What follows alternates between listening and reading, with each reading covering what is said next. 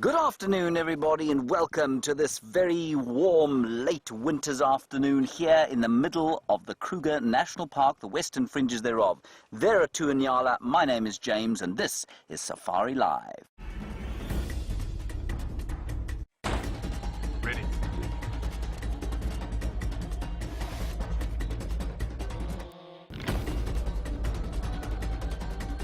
Standing by.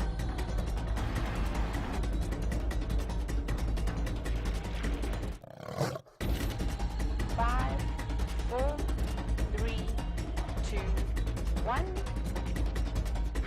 You are live, you are live. And we're back again, everybody. That's our new way of starting these shows. Welcome to it. My name is James Hendry, like I said. Willem Doornbraak is on camera. There he is. Now, you might ask yourself, what are those things he's wearing on his hand? And, well, I just found them in the car. Apparently they're Willem's welding gloves that he's been using to fix Wendy during the day. But what I did find was a rather interesting beetle sitting on the barcode of one of these welding gloves, and it's gloriously copper-coloured here in the late winter sunlight. Very nice, Willem. Did you put that on there on purpose, or did it take up residence as a result of the heat? And I give good luck for welding. Good luck for welding. Oh, it's a welding beetle, is it? Wonderful, the welding beetle. Okay, they're quite impressive, these. I've never worn a pair of welding gloves before. This, of course, is because I would probably set something alight were I to weld. Now, enough of that silliness. You're on a very serious afternoon safari. It's extremely serious, so I'm going to look at you in a serious manner. It is 27 degrees Celsius out here, 69 degrees, no it's not, 79 degrees Fahrenheit, so it's a lovely warm day. There's a wind blowing out of the southeast, and that normally means that there might be a bit of a front coming in a bit later. It was very cold this morning, but it's turned into a glorious late winter day. Please talk to us. We're completely live. Hashtag Safari Live. Questions at wildearth.tv throughout the course of the afternoon. On the other vehicle is Jamie, and she's being filmed by Jean-Ray, is it? Is Jean-Ray filming her? Jean-Ray, the inimitable one. He of the dreadlocks. Disgusting things. Anyway, he is out on drive with Jamie, and they'll be scouring the landscape, probably for those Styx cubs that were around this morning. We're going to head towards Buffelshoek Dam, see what we can find there. I know there were some white-faced owls pretty close by there. I really want to see those, see if I can get a picture of them. So that's my plan for the afternoon. Okay, welcome to it. Let's get on with it. It is, of course, the weekend. It's a Saturday. I don't know if Erin in New Zealand is watching. Erin in New Zealand, of course, one of our regulars from New Zealand who will be most pleased to know that the Hurricanes of Wellington beat the Lions of Johannesburg today in the final of the Super Rugby competition. Most of you, that will be completely meaningless for, but perhaps to Erin and any other New Zealandish viewers, it'll be a source of some pride. It is a source of some disgust and sadness for those of us who live out here. But, you know, in the words of Boris Becker, after he lost in the first round of Wimbledon one year, as the world #1, a journalist said to him, "Boris, you must be so devastated by the fact you've lost in the first round as the #1 seed." And Boris Becker turned to the journalist and he said, "I lost a tennis match. No one died." And I think that's rather good philosophy, don't you? No one died. The Lions lost the rugby game, but that's okay. Right, enough of my philosophies on life. Let's go and find some biology to show you.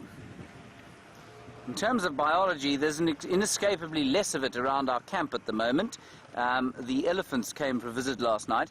I stuck my head up. My bed sort of is just underneath a window, and I sat up and knelt next to the window.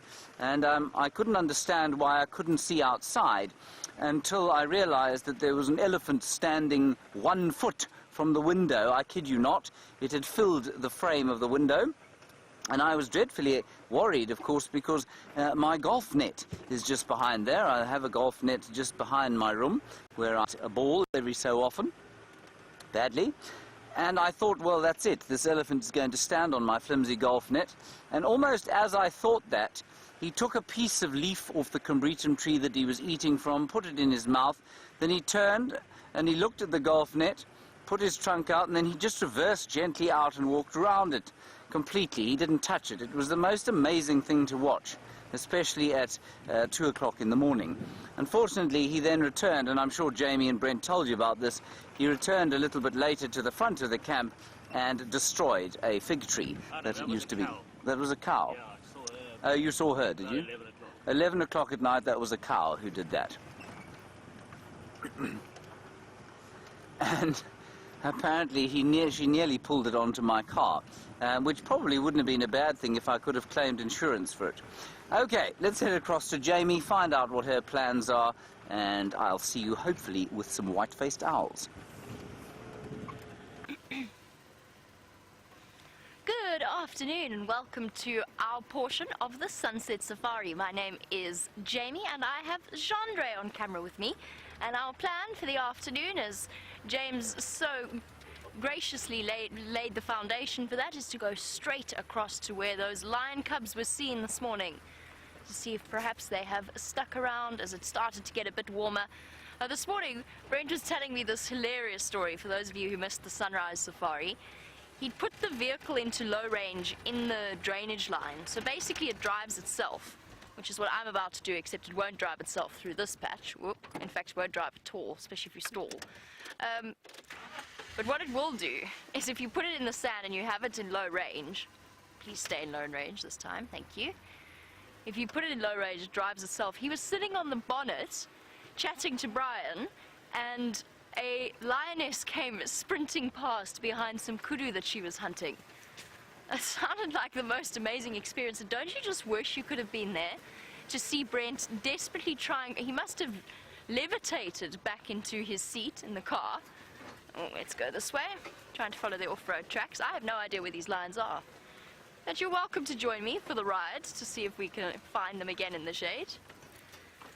Now, Rebecca was on the back of the vehicle, and apparently Brent kept shouting, quick link, but without anything in his hands. So, I mean, that's what we do, essentially, if we would like to let the directors know that we've got something really exciting. We grab the mic and you say, quick link, or you put it on camera or whatever, and that's how they know to change. But, I think that it must have been very interesting watching Brent shout, quick link, with no radio implement in his hand. Apparently he nearly shouted it down the Game Drive channel as well, which also would have been very, very funny.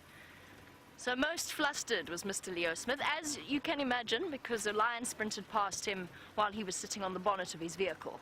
So fair enough. I'm not judging him at all for that. I'm trying to decide which is going to be the easiest way. I wonder if we'll soon figure it out, I'm sure. We'll find them. I'm following vehicle tracks, so I can't be that far off. And this morning, of course, the highlight of Jean-Andre and myself's morning was we had 2 white-faced owls that we have since given James the directions to, so that he knows where to go. At least I hope he knows where to go.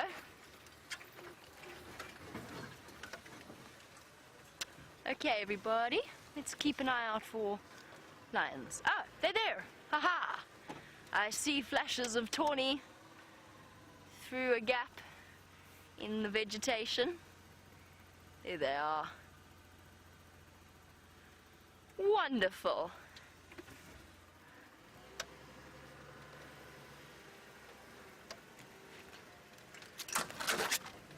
Ooh. That was a slightly near-death experience. Oh, and I do have a story to keep you entertained while we go towards these lions. It's a story about a not-so-positive squirrel. About a week ago, whenever I got into the shower, I thought that it smelt a little bit odd. But nobody agreed with me, and Brent convinced me that it was a blocked drain and that there was absolutely nothing wrong. Anyway, by today, or last night, Brent got into the shower and he came out and it was terrible. The smell was horrendous. Anyway, it turns out there's been a dead squirrel in our water tank for the last week or so. It tried to sneak in to have a drink and got stuck and obviously drowned there. So a not-so-positive squirrel of Inga's water tank, which was responsible for, first of all, making me think that I had completely lost my mind, because I was convinced I was smelling something and nobody else was. And second of all, for the reason why I now smell like chlorine. because the team of Juma very, very kindly and very swiftly and promptly helped us clean out the water tank, which is it's a huge, one of the huge water tanks that then had to be emptied and scrubbed with chlorine. Hello, little ones. Oh, we've got a sleepy pile of cubs. I'm just stopping for now. I know this isn't the best view, but I just want to try and check and see where the other cubs are, so that when we do reposition, we don't run the risk of scaring them. Look at you. What you got? Is it a fly? Oh, we are so spoiled. The Nkuhumas might have moved off Juma for now, but thankfully the sticks have arrived to take their places. Look at that white little belly. I think this is the oldest, one of the oldest looking cubs. There's one that we're pretty sure is a young male. And there's one of the younger ones. Now these lion cubs are quite scabby. They've got a skin condition that they contracted probably from one of the Birmingham boys, and definitely spread between each other. But as a result, they have relatively scabby ears, a couple of bald patches. It's obviously quite itchy. But all in all, I think it's something that they're going to grow out of. They might still have it every now and again and have the odd outbreak, but otherwise I think they'll be absolutely fine. Okay, let's work this one out. I think it's safe to say we could reposition. Most of the cubs seem to be off in that direction.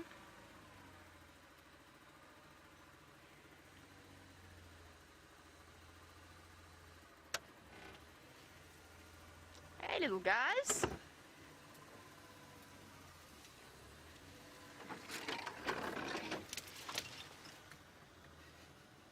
Sorry, Chandra.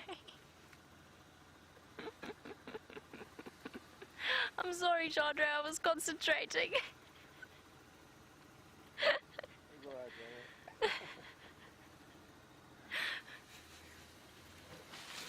Sorry. Sorry, Chandra, at least it doesn't have thorns. So at least we can say it doesn't have thorns. Whoopsie. It's a wonder our cameraman put up with us, you know, it really is. Quite phenomenal. There you go, Chandra. At least I brought you to a position to film some lion cubs. My apologies for putting you into an apple leaf. Sorry. The look on Chandra's face was hilarious, by the way. Just some raised eyebrows at me, which is entirely fair enough. And there we go. The absolute picture of contentment on this very warm afternoon. I wonder why these lions have chosen to lie in the sun. The shade is right there. Seems like the worst possible spot. And on this warm winter's afternoon here in the African bush, a warm welcome to Ed, who wanted to know whether or what the difference is between a lion pride and a lion coalition. And it's wonderful to hear from you. So the answer to that is a pride is actually officially made up of females and their offspring. And that can include some young males, if they haven't yet sort of reached the age where they will get up and leave the pride and move on to see if they can find and establish their own territories. But they'll stay with the pride right up until they're about 3 or so years old. So pride is a group of female lions and their cubs. A male coalition is a group of males. Now, males will either move about on their own, but almost invariably they will form a group either with siblings, cousins, or with males of a similar age group, and they will fight for and defend territories. So a male coalition will be dominant over several different prides. For example, this is the Styx pride. We also have the Nkuhuma pride that we relatively regularly see, both of which are within the territory of a coalition called the Birmingham Boys, which is 4 young male lions that took over this area about 4 or so years ago. And about a year ago, and there's 4 of them. There were 5 initially, there's now 4 of them. I don't know where the 4 years ago came from. It was exactly a year ago. And they will move about the area, defend their territory, sometimes go and spend time with the different lion prides that they are dominant over, and they will most likely be the fathers of this good-looking bunch. Well, you know, lying with great dignity out in the sun. I'm getting warm just looking at them. Little one not to be deterred, suckling away. And our 3 lovely Styx lioness.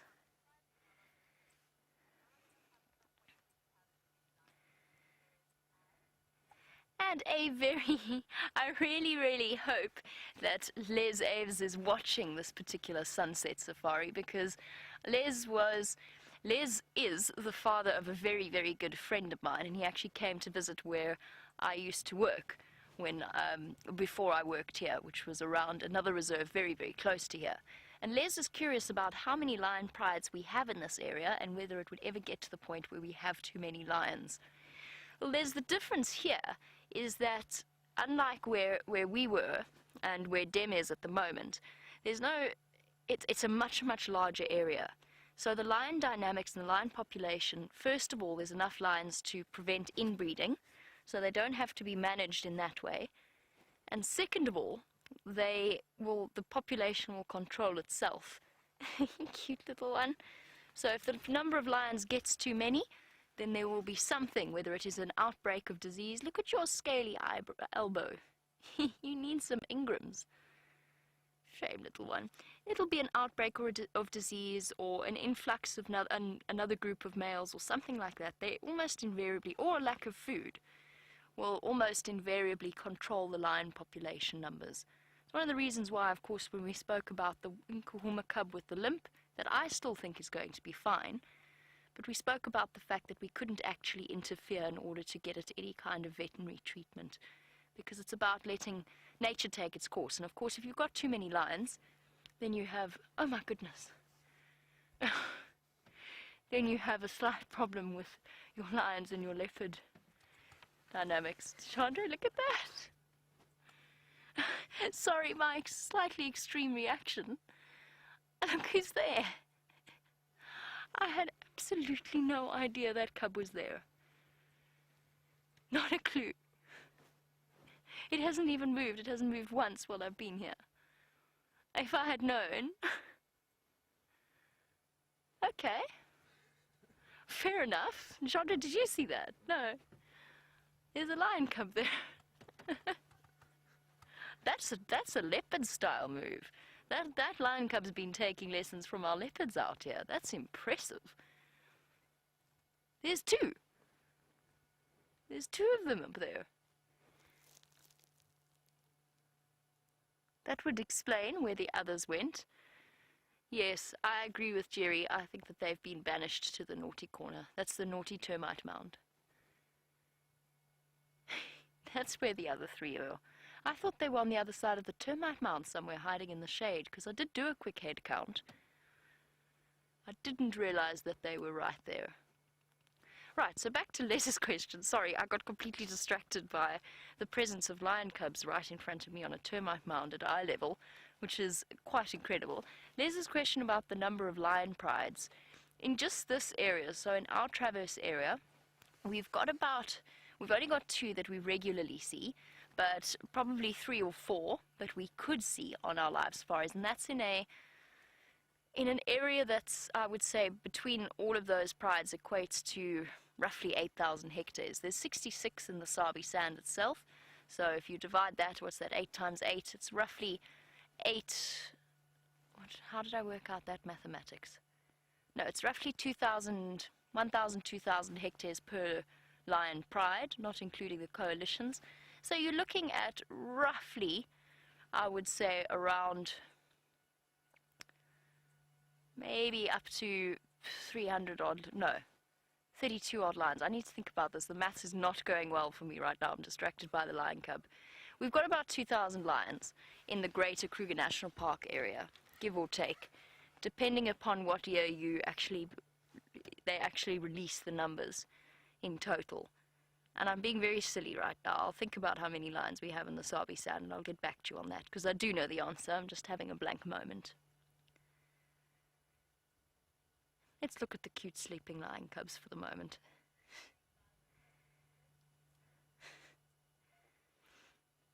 Little cubs. Has it been a hard day? Been a difficult day?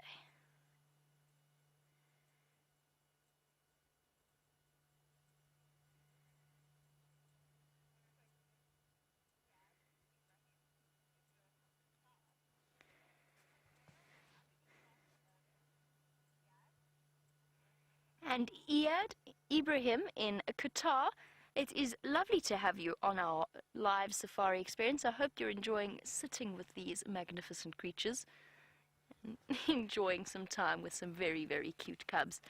Yes, the males will cross borders. Actually, I mean, if you think about it, our understanding of lion territories is kind of like they are pieces of a puzzle that fit together, but that's not the case. So a male lion's territory, hello, you with the little blue eyes, the male lion's territory will encompass the territories of several different females, and the boundaries are sort of human-made constructs, so they might even extend their own territorial boundaries if the other males are far away, and then move away. So they've got what's known as a territory that they actively defend, and then they've got a home range, which is how far they walk.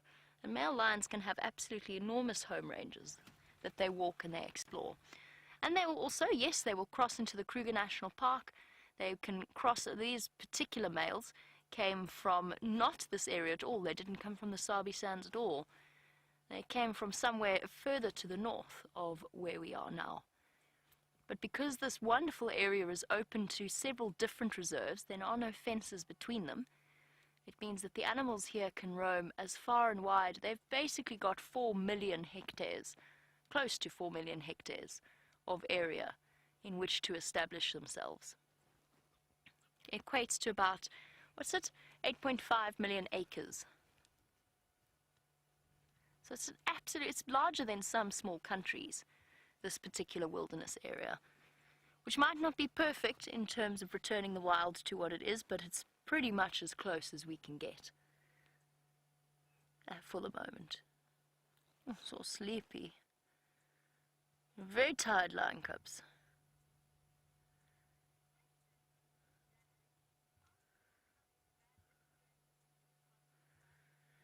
And Janet, it's a good afternoon to you. Janet wants to know how the little cub with the limp is going and whether or not it is part of this pride. It's not part of this pride. This is the Styx pride. The one with the limp is part of the Nkuhuma pride. I haven't seen it since, for 3 or so days, which makes me sound very spoiled, you know. I haven't seen that lion cub for about 3 days now. It's ridiculous. There's lion cubs everywhere. That little lion cub was seen with Brent yesterday. Was it yesterday or the day before? Either way, it was seen. It's looking much, much better, and it's going to be we think it's going to be absolutely fine. Nasty injury, probably inflicted by one of the other lions during the feeding on that buffalo carcass, but we'll never know for sure. But it's going to be fine. It is much better. And sorry, the reason I'm going slightly cross-eyed while I'm talking to you is somebody's been trying to call me on the Game Drive comms. Standing by.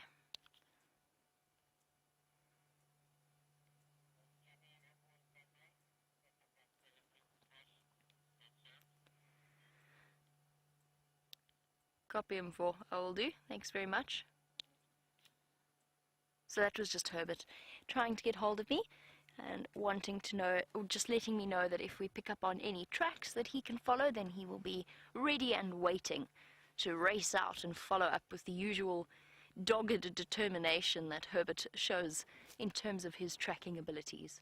He was determined to find these lions today, and he did.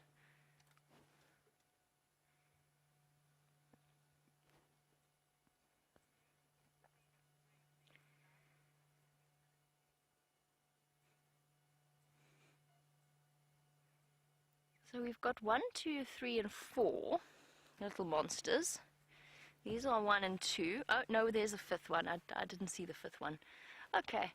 In that case, I think we're all accounted for in terms of lion cub numbers. So there's a little one over there. There's at least 2 different age groups with the Styx pride. These little guys, oh, shame. They seem to be the worst affected by the skin disease. A couple of bald spots, some very scabby ears. Looks very itchy, and I'm sure it is very itchy. Don't they just look the picture of innocence? I suppose, like all things, children included when they sleep.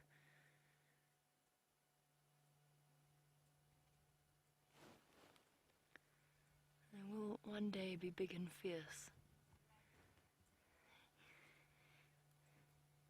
Now, for some reason, I always end up saying this whenever we're with the Styx Cubs, but perhaps it's just because they're so cute that you all feel inspired to send through your screenshots. And I just want to say I really, really enjoy looking at your screenshots after a drive, because, of course, I don't drive with a camera necessarily.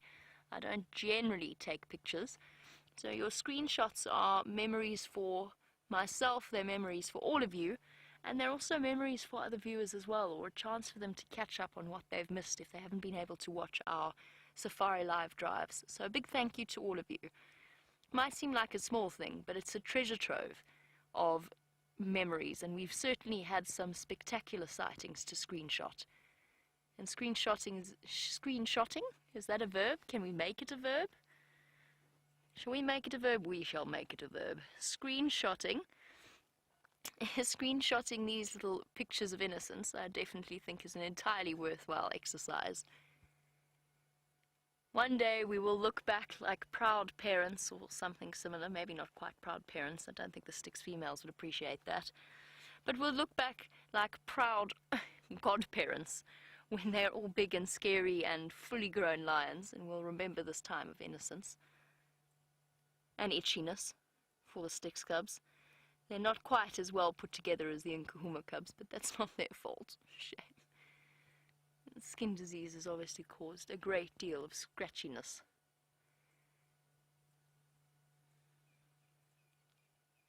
Brent's favourite is the littlest one. I think it's this one. The youngest of the group with the most, seemingly the most personality, and then also the most affected by the disease for now, whatever it may be.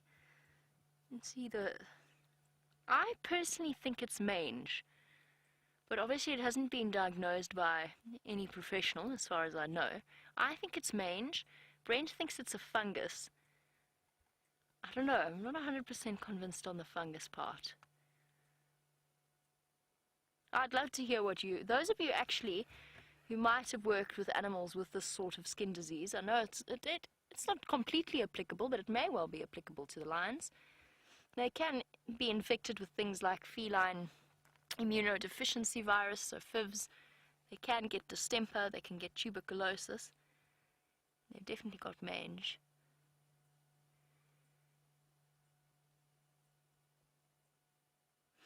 Oh, shame. It's itchy, especially with those. The other thing that doesn't help, of course, is that the flies sit on those patches of skin. Especially around the tips of the ears where they're the most sensitive. It just becomes uncomfortable for them. Brent also thinks that that's why they spend a bit more time climbing in marula trees and fallen over trees, which we have seen them do a lot. Comparatively, with the Styx Cubs, we have seen them do that a lot, because it's a really nice way of scratching themselves. And then, of course, the lovely Styx lionesses.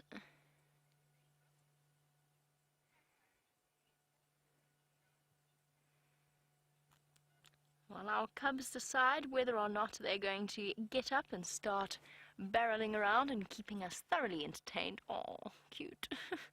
Big stretch. James has found one of the other iconic African mammals. Let's go and have a look at what he's seeing. There is a little herd of elephants, everybody, and it's one of our favourite herd of elephants. There's the cow there with her 2/3 of trunk left and her little baby, her earlier baby there, just closest to us, tossing bits and pieces of tree around. And then I think off to the right-hand side there, a sibling. Could be her first calf, but it just looks a little bit too old for me. We've been sat here for a little while now. We did a little Facebook Live of them, and we've been doing these Facebook Live things for a couple of weeks, well, about a week now, and they're just little trailers to try and drive people towards the main channel where we are now watching. And if there are any Facebook Livers around that have joined us on the main channel, hashtag Safari Live is how you can ask us questions on Twitter. Otherwise, questions@wildearth.tv is how you can email us, and it'd be good to hear from you. And remember, tell us where you're from. We had a wonderful question yesterday, all the way from Romania. I think it was Crad was his name. I might be incorrect, but I think that's what it was. Now these elephants are decimating these combretum trees. I think that actually, yeah, it looks like a red bush willow that is being devoured there by that one, sibling to the matriarch, I think. And then off to the left-hand side, the matriarch breaking off other bits and pieces. And they've been digging here for some time, digging at the roots, because that's, of course, is where a plant, especially in the winter, that is where an elephant, or at least a plant, especially in the winter months, will store the carbohydrates and nutrients for when it wants to go, or for the springtime, for when it wants to flush its new leaves.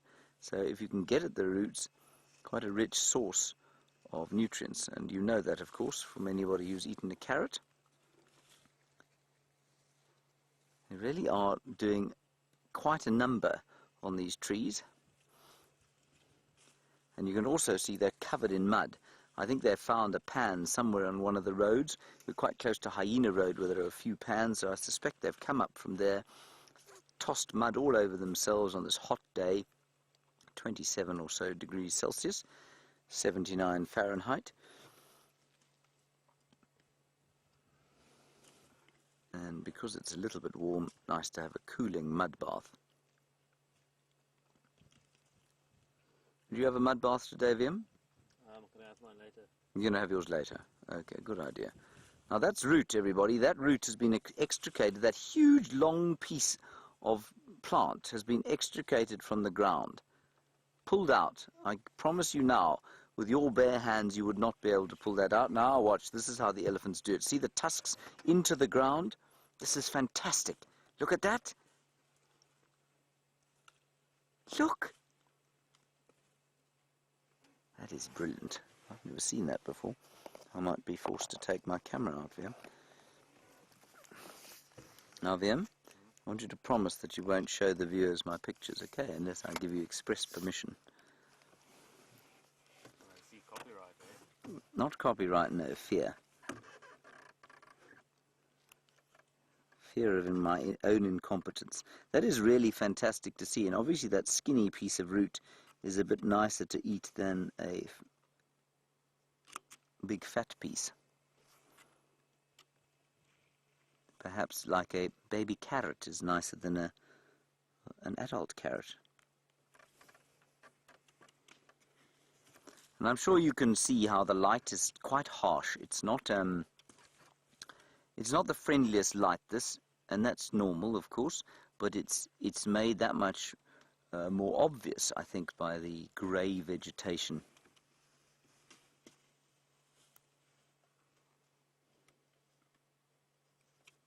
Very nice. It is quite dry though, isn't it? It really does give the impression of dryness.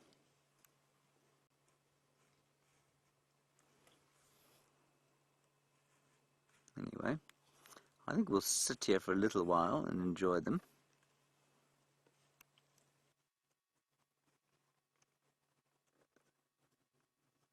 Hello, Kim. You're wondering why the elephants are so blotched and dark. What's wrong with their skin? It is mud, like you've guessed. It's absolutely mud. And I think they've probably been throwing mud on themselves from a pan, probably on Hyena Road, which is not too far from here. And there's a little bit of standing water left as a result of the rain that we had a little while back.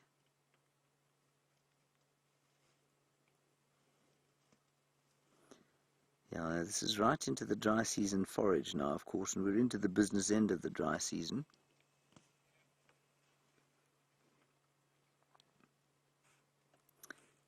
Alright, I think we're going to sit here for a little while and just see what these elephants do. They're my favorite little herd. While we do that, let's go across to Njeme and find out how things are going with her little lion cubs.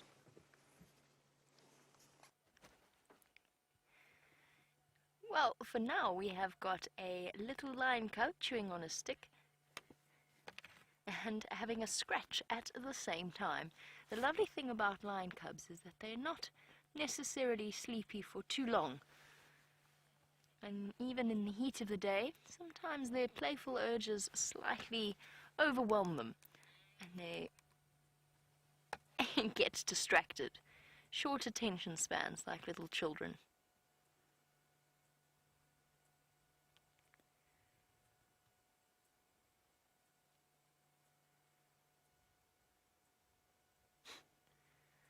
There's perfect symmetry on their backs with their heads facing in opposite directions. Nothing quite looks as comfortable as a leopard, but lions come pretty close, especially when they've managed to contort themselves into strange positions like this, and somehow manage to look perfectly at peace with the world around them.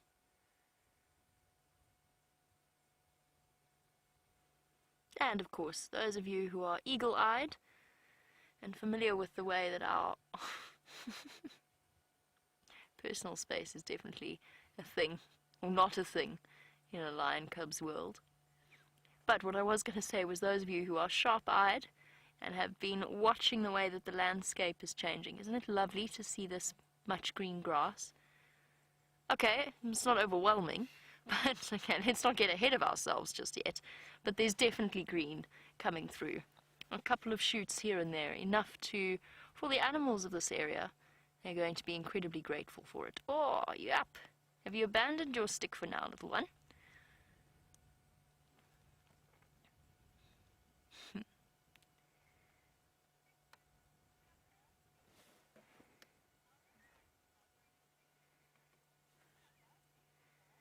And Tucker, who is 4 years old. Tucker, aren't these little baby lions so cute? Tucker's worried that the bugs are bugging the little baby kittens. And Tucker, not too much. Though there are some flies that are sitting on their ears, and they kind of like when they come and they sit on us, you swish them away with your hand. The lions do that with their ears. So if you look really closely, Tucker, look closely and you'll see the flies buzzing around the little lion cub's ears. And they are like kittens, just a little bit bigger. So we call them cubs, but they're not bugging them too much. There, you see? The little lion cub is very capable of dealing with it, just shaking his head to displace them, to make them go away, and sometimes, even snapping at them to try and catch them in its teeth. So it's just like us, Tucker. If you've ever had flies buzzing around you, maybe when you're drinking juice or something similar, and then lots of flies come and sit around you, or maybe some bees, it's like that for the lions, but not too bad. And all they've got to do is swish their tail or their ears, and the flies will fly away. And they get used to it, because this is winter. Winter time, we don't have too many bugs. But in summer, we get lots and lots and lots. And in summer, a lion's ears are constantly busy moving around, so they don't even have to think about it. It's totally involuntary, shifting their ears like that. So the lion's ears are constantly moving, their tails constantly flicking in summer to get rid of the flies sitting on their ears. I was standing by, James. Sorry, everybody. James just called me in a Scottish accent.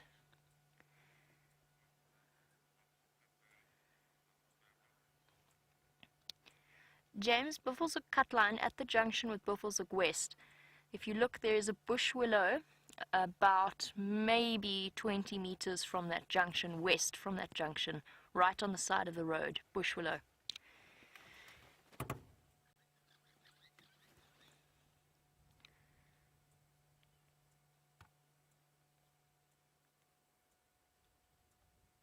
So James was just off asking for some instruction as to how he gets a bit closer to, trying to find those white-faced owls. And I have to admit to having had some help in finding them in the first place. So if you don't know where they are very, very tricky to see. Which is, of course, why they look the way they do. But James can talk about that when he's managed to find them, which I have complete faith he will do. For now, our lion cubs settling down. The milk bar is open once again. And you have to have some serious respect for these lionesses. that their bodies are able to keep up with the needs of as many cubs as they do. And of course they allosuckle, so it's not just their own cubs, it's the cubs of other females as well. So she's lactating and the lioness at the back. It also looks as though she has, no actually, sorry, I'm not 100% convinced that she's been suckled from in quite a while. She was lactating at one point, but it doesn't look like her belly's got the marks from the cubs suckling.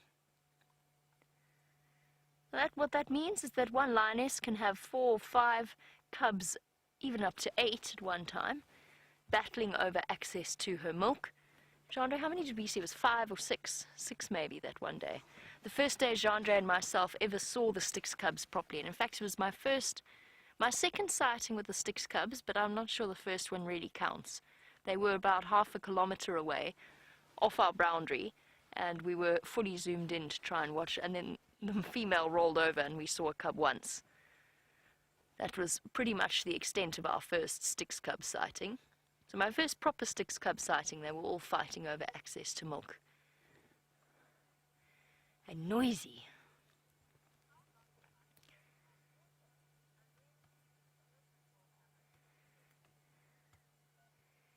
And hello to Jason, joining us once again on our sunset safari. I'm also keeping an eye on what's happening on the termite mound, just in case our lion cubs, not leopard cubs, lion cubs, decide to come a little bit more into view. Jason was wondering how long a lion can go without drinking. Probably, at a push, in terms of when they'll start to face really serious side effects. You're probably talking a couple of days. And the reason that you don't necessarily see them all that often on the waterhole cameras is because there are other waterhole points where they don't have to go past the camera to drink. They will drink once a day. If there's water available, they will drink once a day. They might last a 2-day period before they start to move towards water. But generally they're actually quite a water dependent animal, and they will go and search for water, even more so than leopards. Leopards can go a little bit longer without drinking. But they'll start to show signs of serious dehydration after a couple of days, and at a week they're going to really start to be seriously affected. Like a human, they're slightly better at dealing with it. Most animals are. And you do, of course, get desert lions. But desert lions, instead of going to water holes, will go and eat things like melons to provide them with the water that they need, or the moisture that they need. So while our cubs enjoy their milk bar, and we wait for the rest of them to come down from their hiding space in the termite mound, true to form, Mr. Henry has managed to locate those white-faced owls, so let's go and have a look at them. Well, I'd love to take credit. I did have to get directions from Jamie, as you saw, and there is a little white-faced owl. Isn't that wonderful? Jamie found them the other day and came back, I think, today to check, and they're still here, and I dread to think how many times I've driven past these things. That is the white-faced owl, and there's another one just underneath, which looks slightly emaciated, but probably isn't. I think it's just turned around, and it's also a youngster. You just try and move slightly. That's not going to help you, is it, Jim? I'm just going to go a little bit forward.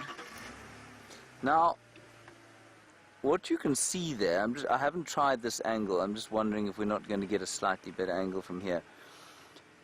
What's interesting is that those things that look like ears are not ears in the slightest. They are just sort of tufts. And the ears are actually below the eyes.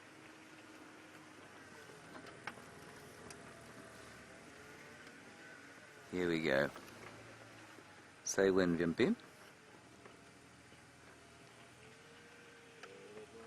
A little bit more. Okay.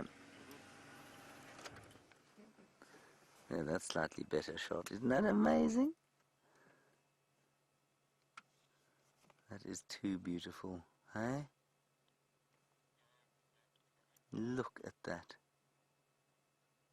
Beautiful white-faced owl. Now, they are nocturnal and they have the most lovely call, which I'm not going to play to you. I'm going to do it for you, mainly because I think if we do actually play you the call, I think they'll probably be quite upset. But they go, doo-doo-doo-doo, doo-doo-doo-doo. It's the most owl-like sound you can imagine, and it's the most peaceful thing to listen to.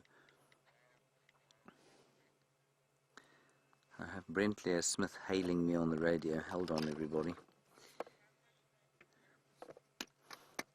It's okay. Jamie's taking care of it. Now, I just want to see what they eat. So, largely small mammals that they eat. So that would be squirrels, and it would be squirrels and mongoose, perhaps. Gerbils. And what? Gerbils. And gerbils, many gerbils, yes, VM, thank you very much. Gerbils they will eat. Also lizards, basically anything they can get their talons into, but they are nocturnal. And the only reason that thing's eyes are open is that it's looking at us.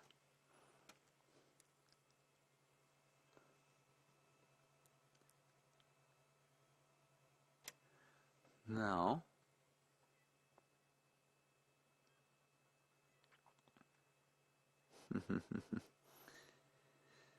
hello Gracie, welcome back again. You want to know how big they are? They're not very big, you know. They're about a foot, so about 12 inches. A really big one of these is about 12 inches tall, so that's about the size of a ruler. Now I'm going to continue around this tree and see if we can't get a nice view of the other one.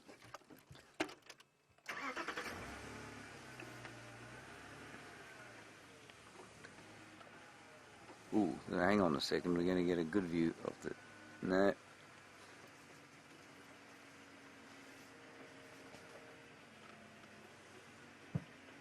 Oh, there we are. This is either a juvenile or one with a very severe tapeworm. What do you think? It looks like a completely different species. I mean, if you saw that, you wouldn't even say it was an owl. I'm just trying to find out what a juvenile looks like. I'm assuming that must be a juvenile.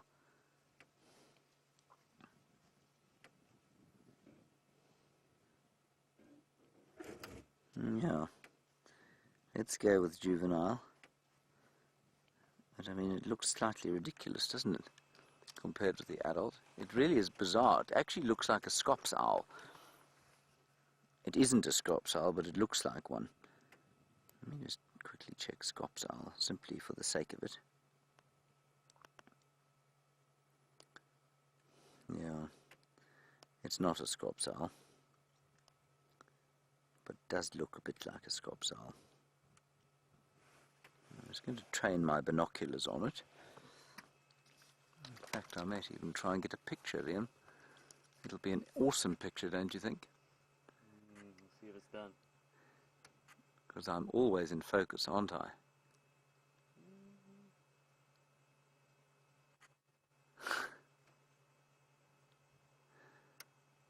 Two fairly harsh critics in camp between David and VM. I'm just having a look now, because it looks so very different from the other one. But it surely cannot be anything but the same species, surely. I've got to tell you though, hang on a second everyone, let me just go back to the white-faced. No, it's definitely white-faced. And you know how we know that immediately. That's quite interesting. I mean, it's bigger than a scops owl. It's not anything like the same size, but it's got stripes going down the middle of the forehead there.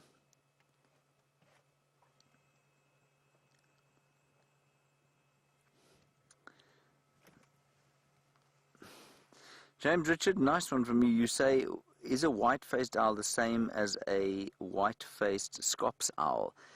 Yes, they are. You want to know which is the correct way of saying it? Well, the latest Roberts Birds, which is the kind of authoritative text in South Africa, says southern white-faced owl. It used to just be the white-faced owl. Then I believe it became the southern, the white-faced Scops owl, and now I think it's the southern white-faced owl. So I would go with southern white-faced owl. I'm going to look in my, I've got a much older book here that I'm just going to have a look in, and I think that's where it was. White-faced Scops owl, 236. Yeah, white-faced Scops owl was what it used to be called.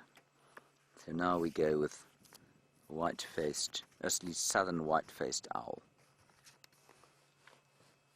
I mean, that really is quite astonishing.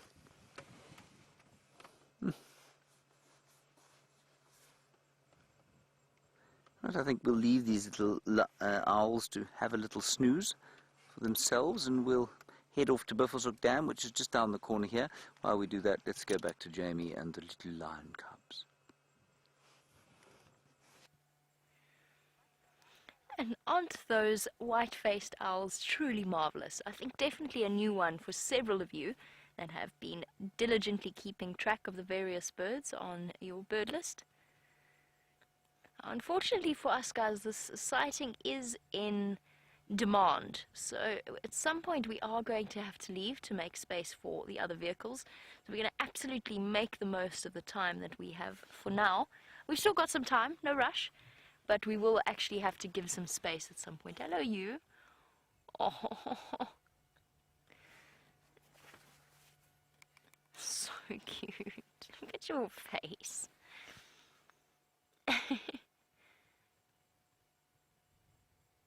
Little niggly creatures. Constant twitching. What's that? What's going on? The fly's driving you crazy. It's so human in a way. Oh no, and now you itchy. Shame, little one.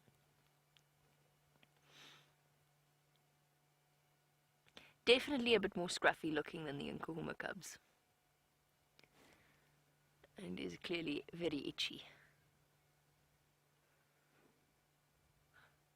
Oh.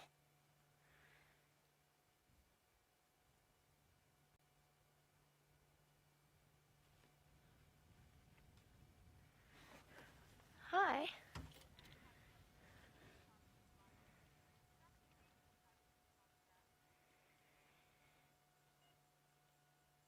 Now, of course, we are enjoying some lovely time spent with our sticks and our Nkuhuma cubs. We seem to have lion cubs coming out of our ears, as Brent described it. 8 for the Nkuhumas and 8 for the sticks.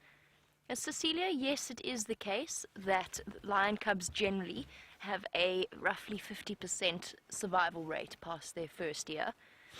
Sometimes in certain areas it's even lower than that, particularly where there's a high concentration of lions, which could apply to the Sabi Sands as well. The real difficulty with lion cub mortality, and I was trying to explain this one of the previous drives, the real difficulty with talking about statistics on lion mortality. If the Birmingham boys stay in control of this area, then most of these cubs are going to survive. If they lose control of a territory, then immediately all of the cubs will be killed. So you can imagine how that skews statistics, because if you sit as a biologist and average out the rough survival rate of cubs, it's going to be severely skewed every time there is a pride takeover, because every time there is a takeover by males, they kill every cub in the vicinity, which automatically raises the chances of being killed. So provided the Birmingham boys stay dominant in this area, provided they don't get injured in some way, chances are they're going to have a slightly higher success rate or survival rate than that. I think they will anyway. But it all depends upon whether or not the Birmingham boys manage to stay in power for those critical first few months. Because of course when I started working here last year, the Sticks had cubs, the Sticks Pride, and those cubs were immediately killed when the Birmingham boys took over this area. I think that they will be fine though. We probably won't see a complete 100% survival rate. I don't think that all 16 will survive to adulthood, but you never know. Little bundles of fluff. One's still determinedly hanging on to Mum and suckling away.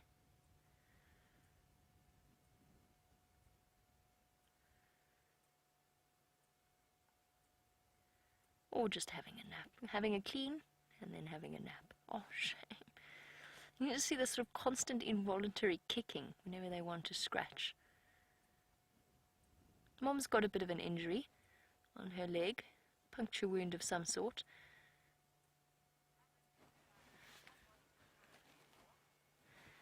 Hey Justin, it's great to have you on board. Justin is a field guide like us and says that he loves watching this on his days off.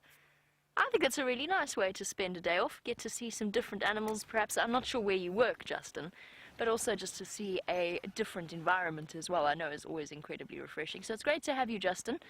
Please feel free to shout any suggestions or answers or anything, perhaps things that you've seen in your guiding career that perhaps I haven't seen or James hasn't seen in whatever way. The best way, and I find Justin will agree with me, no doubt, the best way of learning as a field guide is to spend as much time with as diverse a group of other guides as you possibly can. Because everybody has their own knowledge, their own little areas of interest and therefore of expertise. And it's such a wonderful thing to learn from. For example, Steph. Those of you, I know you are all incredibly fond of Steph. Steph has this knack for the small things.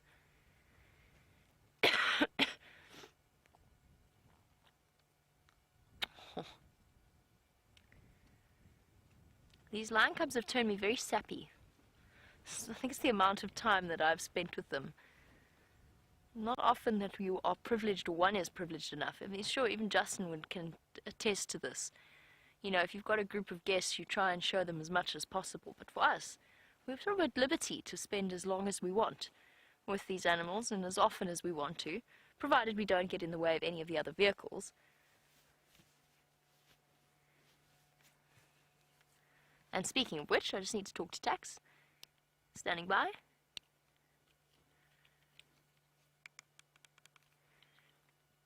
That's affirmative. Make your way.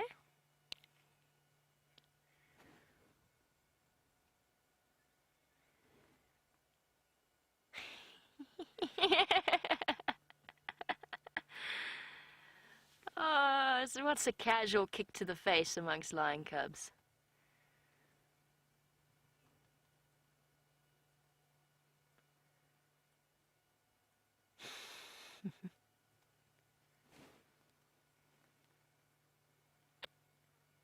I wish I could treat you to the view that I've got as well. Unfortunately, I can't because of the position that I'm in. I would never, ever, if I'd known that the cubs were in this termite mound, or on this termite mound. Oh, what a cub pile. A puddle of cubs. Sorry, what I was going to say was if I'd known that the cubs were here, I probably wouldn't have parked here, but they're completely and totally relaxed. They're fast asleep. And I wish I could treat you to the view that I have, which is two of them on top of each other in the dense vegetation. But I don't want to move and I don't want to reposition to try and shift around. And it's impossible for Jandre to be able to show you. But they are in there. And it's too cute. Hey, little guys. Well done, Jandre. Hopefully they'll decide to come down. What we will do... Oh, hello. There's another little one making its way to go and have a drink from the milk bar. What we will do is, if there is enough time before it gets dark, because of course we can't spotlight these cubs, they are far too young. So once it starts to get dark, this sighting... Attacks, if you look to that big Grelanites in front of you, the off-road tracks go off to the south from there, or just before that tree. I did have your audio.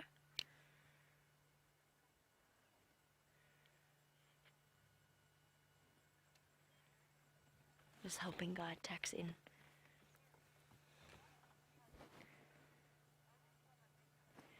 And absolutely, Kerry, if a lot of these cubs are males, and of course for them that is what they want, is to have a couple of male siblings and cousins that they can join forces with, then yes, they will form a very large coalition. And as far as I know, unless I'm not very much mistaken, and I'd have to spend a bit more time looking at each and every individual cub, but I actually think that there's quite a few males in the sticks, in this current sticks collection of little lion cubs. I have a feeling there's several of them. At least 5. Now, I could be mistaken about that, but I don't think I am. I think I've also heard that confirmed from some of the other guides. So they will form a large coalition if they all survive. What you got in your mouth? That didn't look very tasty.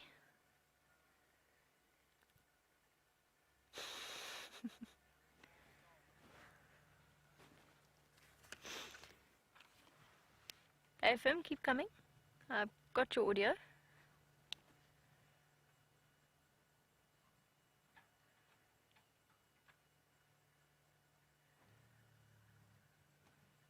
Sorry guys, just helping Tax find us. We are in a pretty obscure place if you don't know where to go. But these bonds that are between the siblings, for the males, it will be essential for their survival in the future. Poor Junior, the young male of the Nkuhuma pride, didn't have any siblings or cousins to strike out on his own with, which might have been one of the reasons why it took him quite a long time, quite an extended period of time, to actually leave the rest of the pride. But the bonds between these male siblings and cousins will be very important, as well as bonds between females, because who else is going to scratch between your toes for you?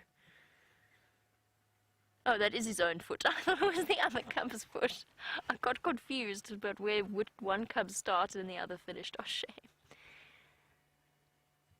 Scratching between the pads of the toes. Oh, that looks uncomfortable.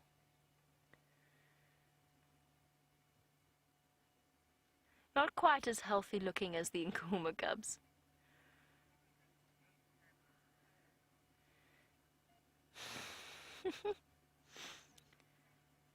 No sucking your thumb, little one. Or biting, don't bite your nails, perhaps, is what I should say. Don't bite your nails. It'll form bad habits for the rest of your life. While our cub nibbles away at the itchy spots between the pads of its paw, let's go over to some other birds with James and find out which species of francolin he has. We've got some beautiful little Coqui francolins here, everybody. A pair of them. That's Mrs. Coqui. Mr. Coqui with his golden head is just beyond there. There he is. Very peaceful Saturday afternoon stroll they're having off into the western sun. Oh, there's a third one. You see it there? Yes, well done. Third Coqui francolin, a little covey of Coqui francolins, everyone. And that's quite special. I think they're the most beautiful francolin by some margin.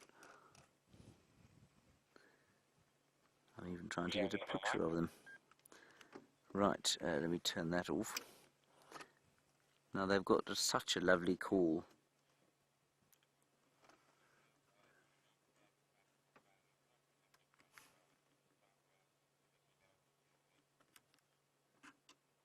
Isn't that nice? So those look like 2 males to me.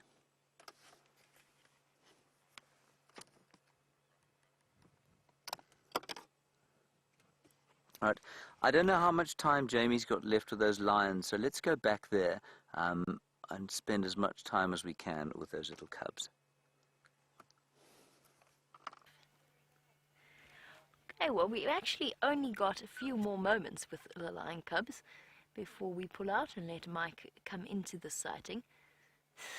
But this is just too good an opportunity to spend time away from them. Oh, I don't want to leave. I want to stay. But we have to. Of course, everybody's, just by the way, I'm being sulky about it, but I'm not, of course, because everybody deserves an opportunity who comes to visit these areas to see something as wonderful as this. And because we don't want to stress the cubs out, it will only be 2 vehicles that can come in here at a time.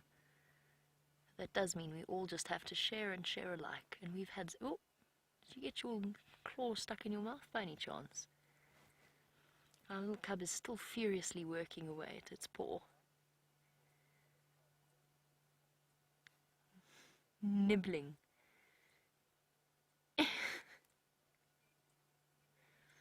Chomp, chomp, chomp, chomp, chomp, chomp, chomp. Chomp, chomp, chomp, chomp, chomp, chomp, chomp.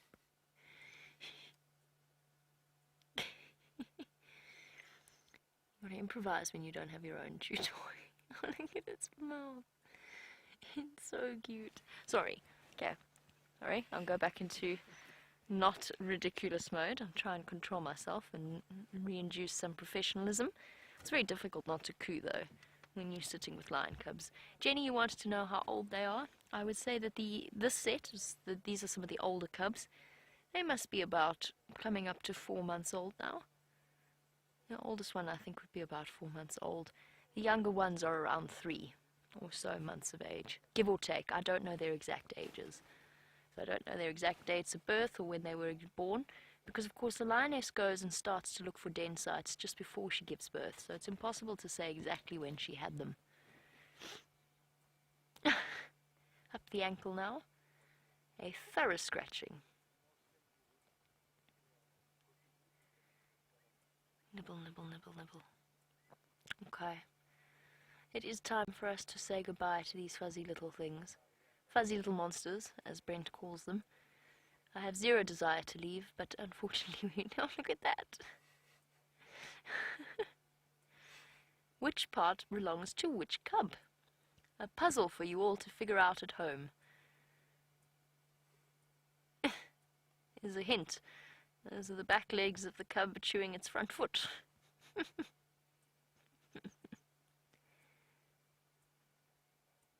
Nap time. I think these are 2 males. Just have a feeling.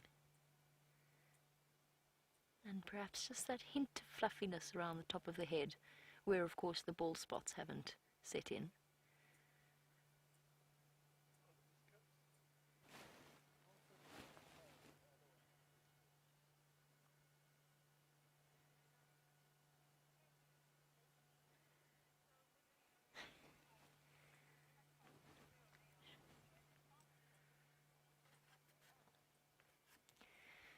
And Bethany, if the Styx cubs or the Kahuma cubs form their male coalitions, they will not join their father's coalition. They will not be accepted by their fathers in terms of joining up. There might be one case in a million where that occurs, but bear in mind, of course, that being... Sorry, got distracted by the game drive comms. Being in a coalition is all about establishing a territory, and establishing territory is all about passing on their genetic material. That is what the life of a male lion is all about. That is their end goal. Allowing their sons to join them means that they run the risk of breeding with their mothers and their sisters and their daughters, and lions will do that. So nature has devised a way of preventing that. The fathers don't want competition from their sons necessarily, so whilst it does in very, very rare circumstances occur, most of the time, that's one of the reasons why I said male coalitions will form usually with lions of a similar age, males of a similar age. They will go together as brothers and they will form their own coalition away from their fathers. And then it means that they don't run the risk of breeding with mom or sister or whichever other lions they happen to breed with. And so, it is time for us to go. Mike for Jamie. One last look at the little bundle of cubs. Make your way. I'm going to pull out. We'll come back. I promise. Or at least we'll try to come back. And as we negotiate our way out of this area, and so that I don't put Gendre back in another apple leaf, I can make sure that I'm focused on perhaps not doing that to him. Let's go back to James, see how his afternoon plans are going.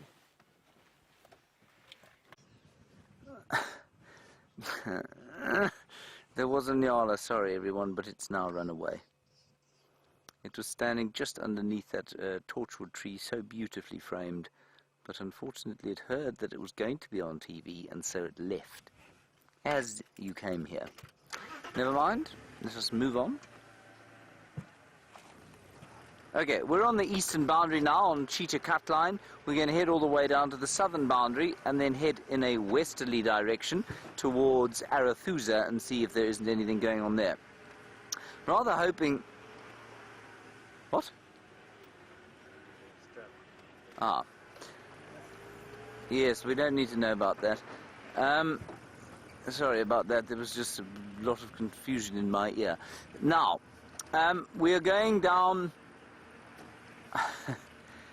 We're going to go to Arethusa. What we're going to try and do is find the evidence of whether Karula's back or not. Oh, there's another herd of elephants right up here. And then we'll see if we can't find tracks of shadow. Here we go. Beautiful herd of elephants here, much larger than the other one. Just ease our way slowly down. Don't stop, Wendy, you recalcitrant bat. Good. And a really beautiful herd of kudus. Isn't that nice? How beautifully hidden they are there in the trees. They're almost as fascinated by Wiem as well as he is by them. Wiem, do you think they're looking at you or me? Probably you. No, I don't think so at all. I think it's the fact that you look like Paul Kruger.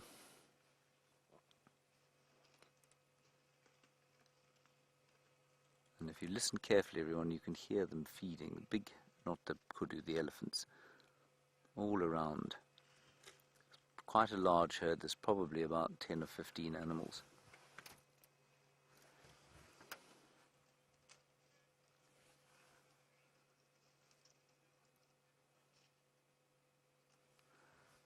Isn't that nice? Mum and calf. We also saw a warthog while you were looking at the lions, and I mean, it wasn't a great sighting, so it definitely wasn't worth bringing you across from the lions, but interestingly, looked pretty good.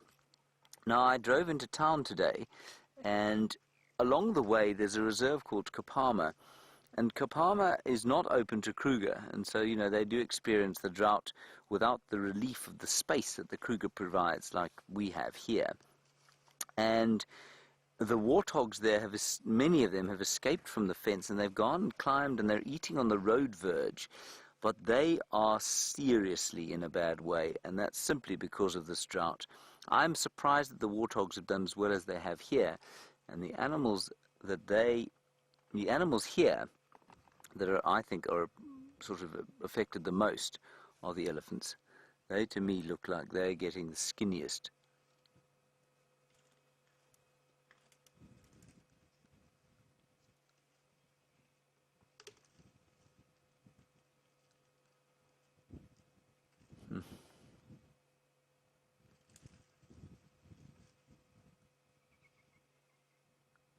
Let me move just a little bit forward.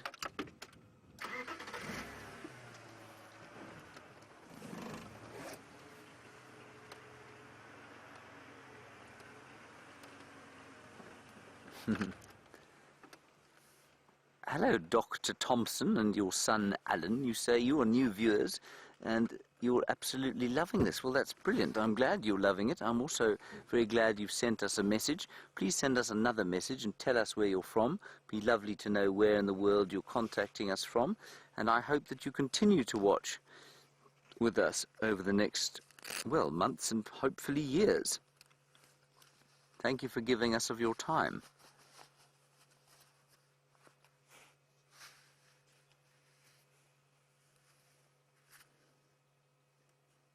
Just a wonderful sight, this.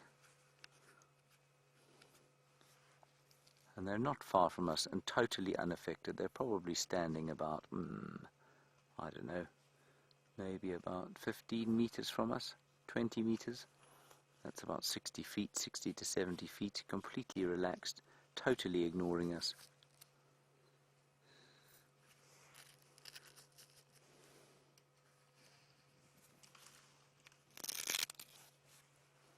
And eating the last little leaves there on what is called a variable bush willow.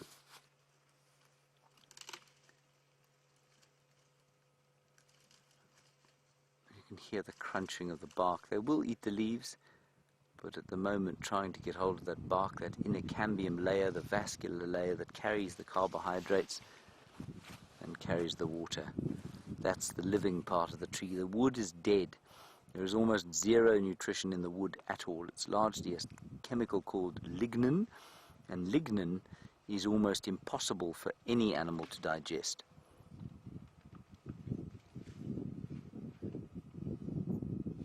Unless you happen to be a termite, of course, in which case it's a little easier.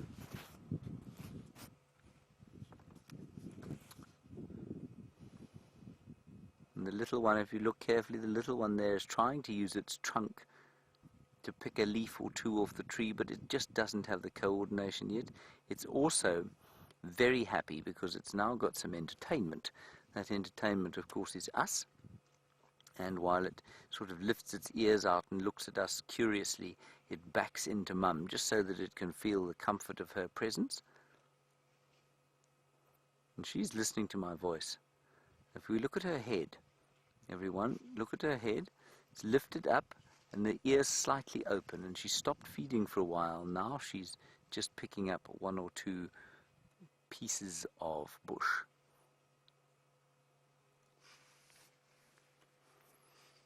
And all the way from Vancouver, Debbie, you say you love these muted colours, the grey, the brown and the orange. Yeah, I agree, Debbie, they're just beautiful to have. And I know for some, a landscape like Viam's just showing you there might look quite harsh, especially if you come from a rainy place like Vancouver, where I think it's probably green or possibly white with snow during the all-winter months.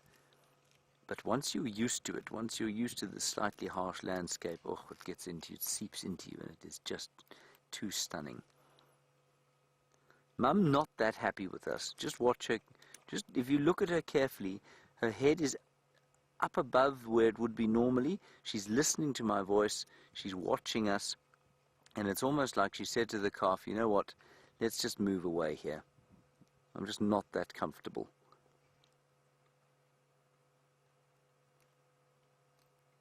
It is so important that we read the animal's body language when we're out here, especially elephants. They will tell us how they feel almost all the time. And it's when you ignore how they feel that they can become potentially dangerous. Oh, look at that, Viam. Isn't that amazing? Uncanny. Every single animal I ever look at, everybody likes to believe itself in full view. That's either because they are treating me with the ultimate disdain, or because I make them feel so absolutely comfortable with themselves that they just don't feel embarrassed. I'm going to hope it's the latter, but suspect it's the former. Now, these kudu are coming up right close to us. I'm just going to start and move it. Shall I go a little forward, Vimpy, or is the sun going to be a disaster then? You'll handle it. I've no doubt you will. Oh, you want to go forward? I think she's going to come out into the open here.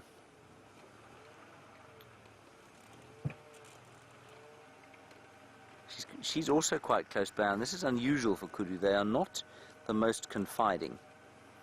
I'm going to go a little bit past her because the rest of the herd is in front of us, and there's a young bull walking sort of parallel with us, and I think she'll come this way. Yeah, look at those colours. That's exactly what Debbie's talking about, the copper and the slightly yellowy green and the browns and greys. Isn't that lovely?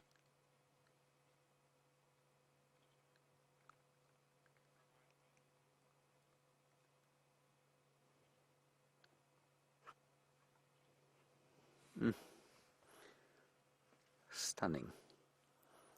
The light is just beautiful.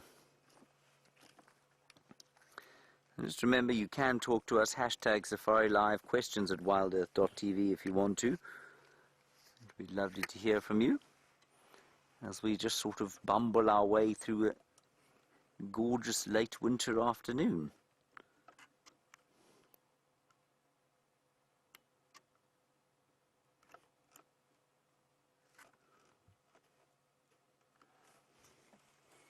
Here she comes. Come on. Look, look, look, look, look. Isn't she lovely? Hello, Janet. You're wondering about my skeleton project. My dance partner, Nigel the Nyala. Nigel, Janet, is still currently being devoured by flesh-eating beetles. His carcass is not yet clean. I haven't, to be honest, checked on him for a little while, so he might be pretty much clean by now. So I will go and have a look, but that's where he is. He's sitting in a plastic container being cleaned by some flesh-eating beetles.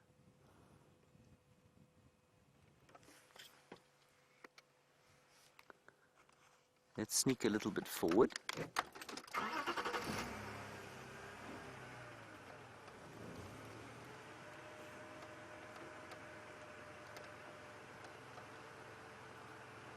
You see, you've got to build up the trust with these things, and I think sometimes, you know, in fact quite often with animals like kudu, we drive up quite quickly and then we stop and then we move away and we make a noise, and they don't really ever get used to us. But now, I mean, this kudu's 10 meters from us.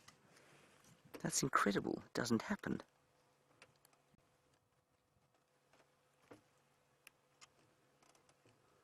Can't believe it.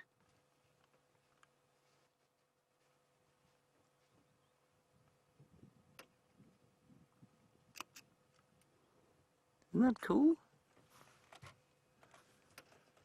Gee, this is a great sighting, everyone. It really is. Very unusual.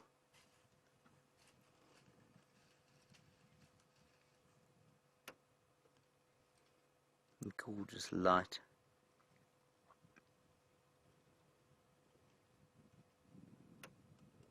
And I'm going to spend a little bit longer with these kudu because I just think they're too magnificent. Let's head back across to Jamie. She's got something much larger and possibly a bit more close.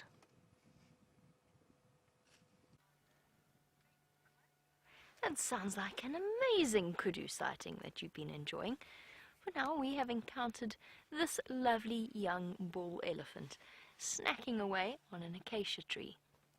Now, one thing that I couldn't tell you, or didn't have a chance to tell you, was I kept hearing rustling while we were at the lion sighting. That was because there was an elephant there as well.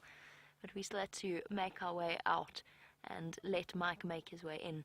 But luckily for us, we have arrived with this beautiful boy, enjoying his late afternoon lunch.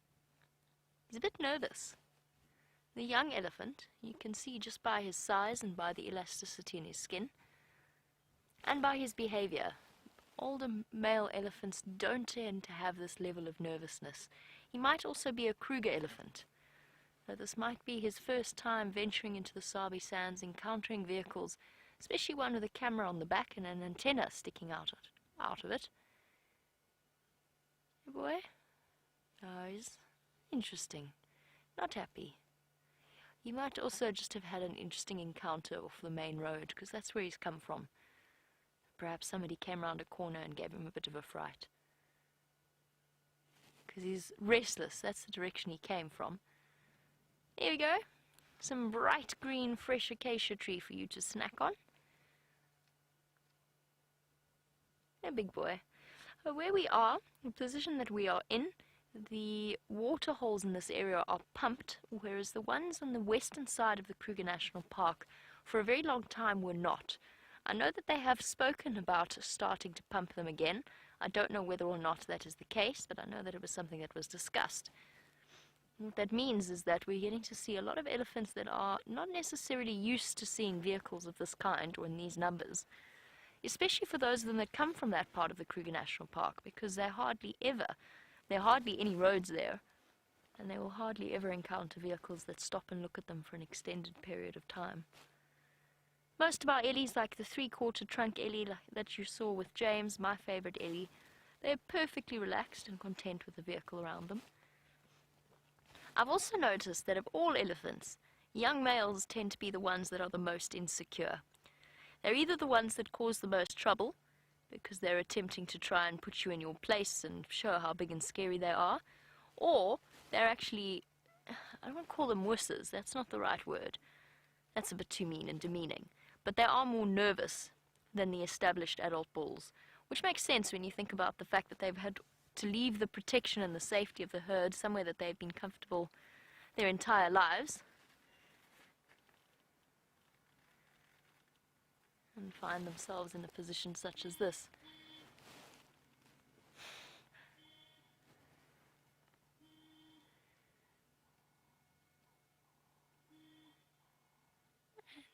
There's nothing.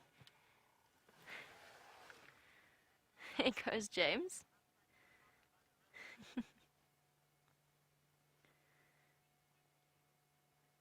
Apparently, James was telling you earlier about the fact that he was on the way to the airport and saw some elephants right outside Kapama, which is always the point at which you've just fetched somebody from the airport and you're desperately trying to get home, and all the tourists want to stop to have a look at this animal that's on the boundary. And it's a good point from Liz, which is she doesn't understand why the various... Oh, there's some more Ellies on their way. I can just see grey shapes moving in the darkness. Oh, wonderful. So Liz has basically said, because we're talking about the fact that the elephants don't have anywhere to go. Oh, sorry, not don't have anywhere to go, but are coming into this area because they have somewhere to go. They can come and get some water from here. And Liz wanted to know, or said, we can't understand why neighbouring reserves wouldn't want to open their border to the Kruger National Park. Truth is that most of them have. The difficulty is there are some situations where there's farms in between the different reserves, or private land, or whatever it might have. And whilst I fully agree with you, Liz, I fully sympathise with exactly what it is you are saying.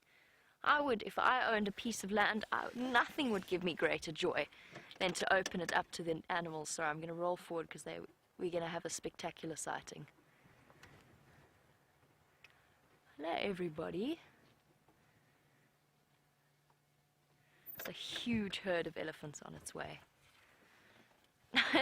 No wonder this male's so... Oh, wow.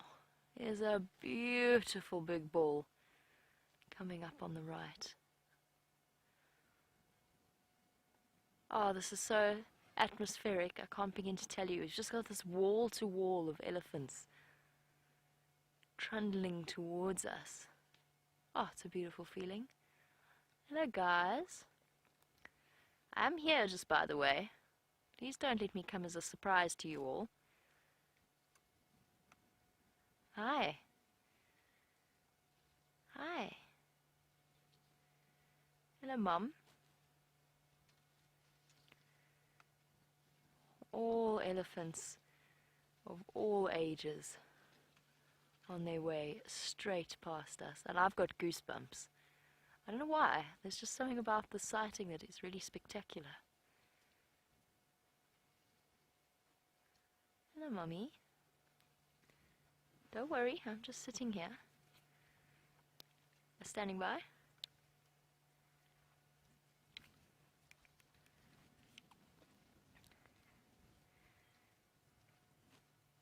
Copy, thanks. There's actually one with this herd as well. The station's Clonmel Love, crossing Ledwood Road, Mobile North. Hi.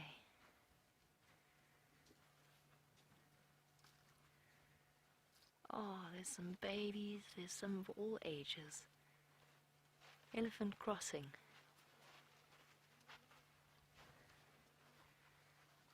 Hi, guys. Hi, Mommy.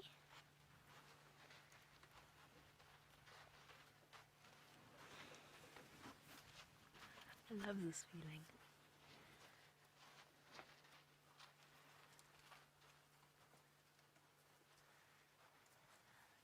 Hello.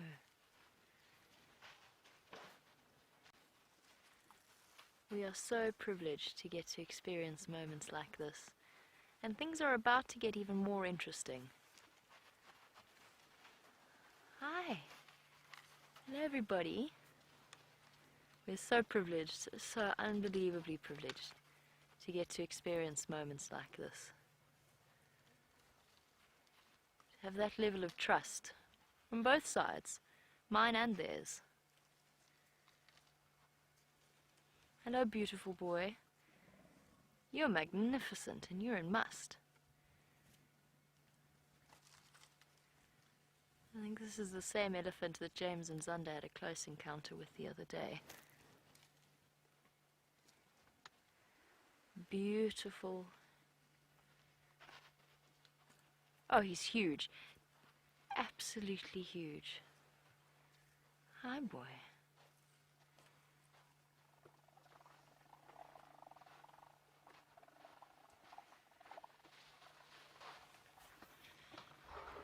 Hello, boy.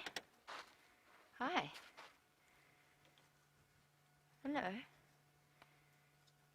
You totally have my full respect. Big boy? Absolutely.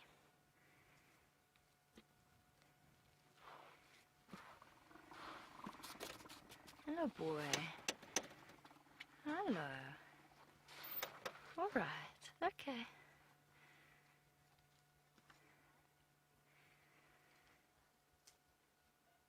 Hi, my boy. Hello, boy. Hello, my boy.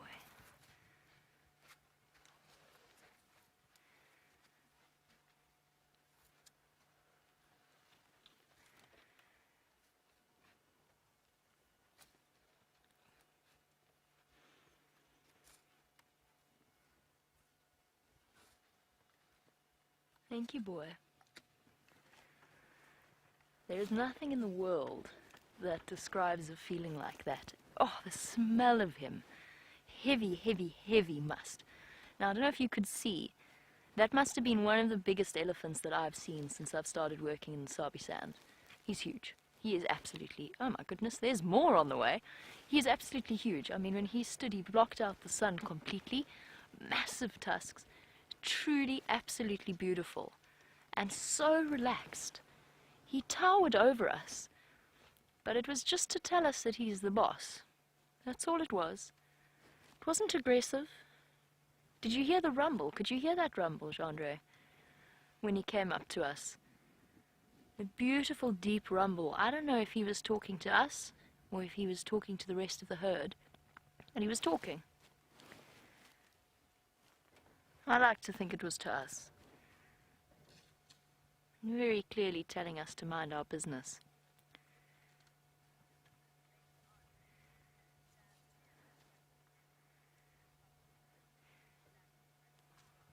Hello, big boy. What happened to you? Now, funnily enough, sometimes the bulls that are not in must are actually the ones that are slightly more tricky because they're being pushed around by the other big must bulls and they want to show how big and scary they are. Hello, big boy. How's it? You're also huge.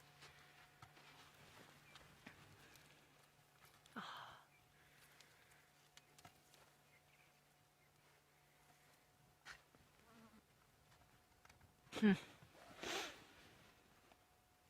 can't describe this feeling. It is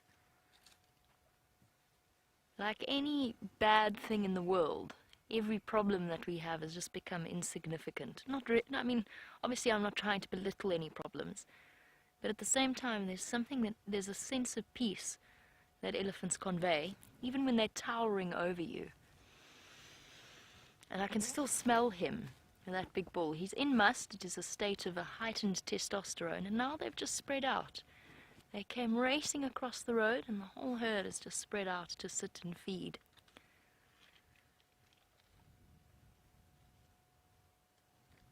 Oh, absolutely stunning.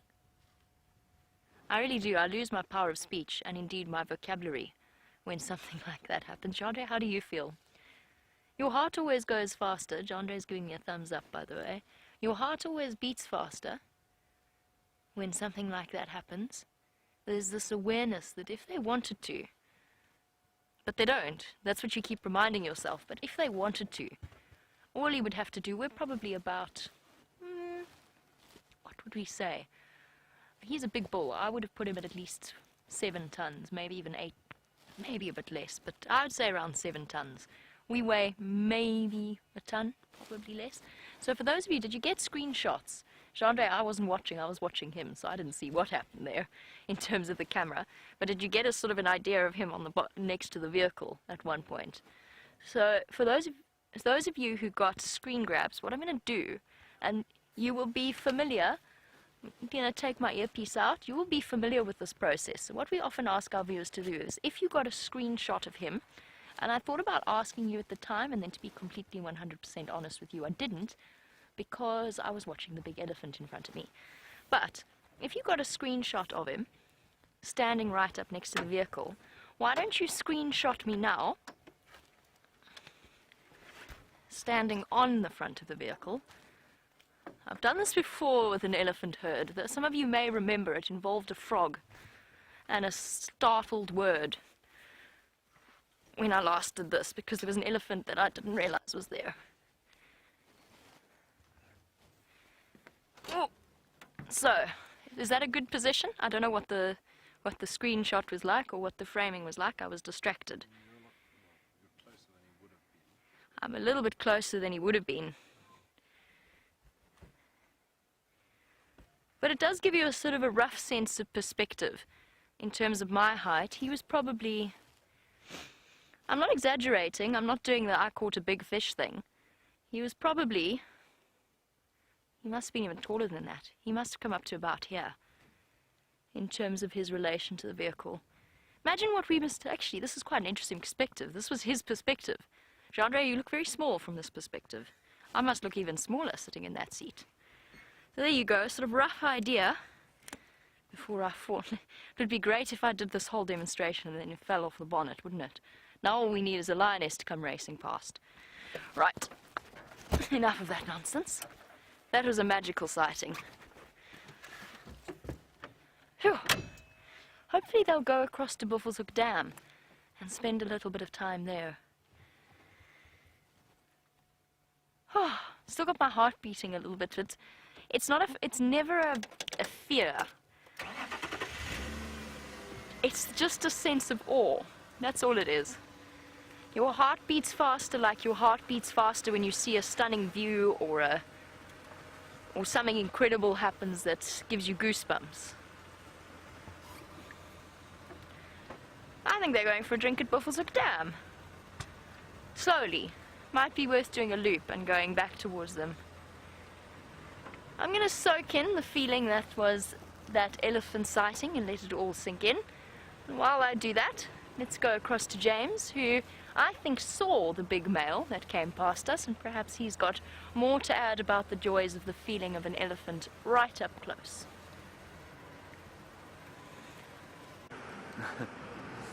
Hello everybody, what a wonderful experience. I don't know if it was the same bull we saw. I think the one that came across the road in front of you was actually closer to the herd.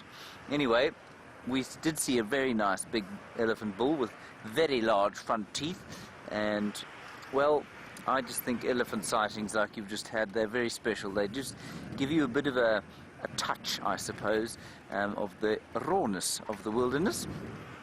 And that's just great. Right, we're now on Arathusa. We're going to go past the airstrip. There is nothing going on here on the radio at the moment, so we are going to basically try and find what we can on our own. We're going to go to the airstrip, past the northern end, and come back up this kind of eastern fringe of Arathusa and see if we can't find some tracks of Shadow, or maybe Shadow herself. I'm still haven't seen the little cub. This makes me very sad, and I want to see her little cub desperately. So that's what our little plan is at the moment. Otherwise, a pretty quiet afternoon out. We'll just turn down now. And I also want to find, I was trying to find yesterday and I failed to, an accessible knobthorn branch with a flower on it, because the flowers of the knobthorns are just the most wonderful smell, and the first kind of signs of the end of the winter. I don't want to say spring, because we sure aren't in spring yet, especially if you were around this morning. It was really very cold indeed.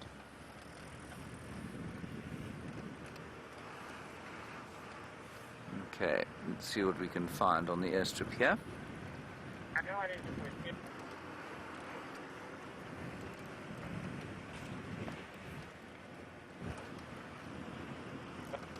Hello, Betty Lou. I'm going to do a little trick for you. You've got your lighter or some matches. It might be in the car.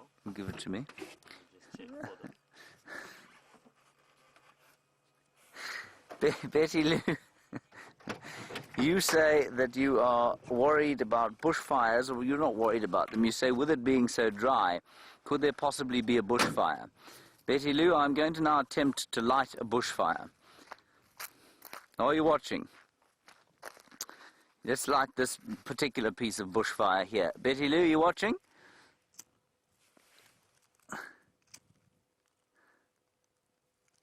There we go, we've got a bushfire going. You see it there, Viam? Now, Betty Lou, just watch carefully this bushfire as it takes. It's quite a nice bushfire, don't you think, Viam? It's quite an impressive one. Now, what you will notice here, Betty Lou, is that I'm not actually being suicidal here. I'm not really worried that this is going to take off and disappear. What I'm showing you here is that there's nowhere for it to go. What burns here is grass, not the bush. So in order for any of the trees here to be affected by fire, they've got to have a standing sward of grass, probably about that high up. And that's got to go underneath the trees, and it's really got to get pretty big to blow in there. Now, if I go around this side, if I was to light this lot over here, which I'm not going to do because that will make a bit of a fire, it would burn around here, especially with this wind blowing. It is switched from the southeast now. It's a northwester, which is normally a bit of a warmer wind. It's quite hot, so we could probably get a fire going in amongst this dry stuff here, but then it would stop almost immediately. And if it was really blowing hard, if the wind was really blowing, it might go, I don't know, maybe it would burn, just sort of creep along, burn 2 hectares at a time. The point is that we've had a very dry season. Or last rainy season was dry, there's no grass on the ground, and so nothing will burn. And if I put the lighter to this leaf here,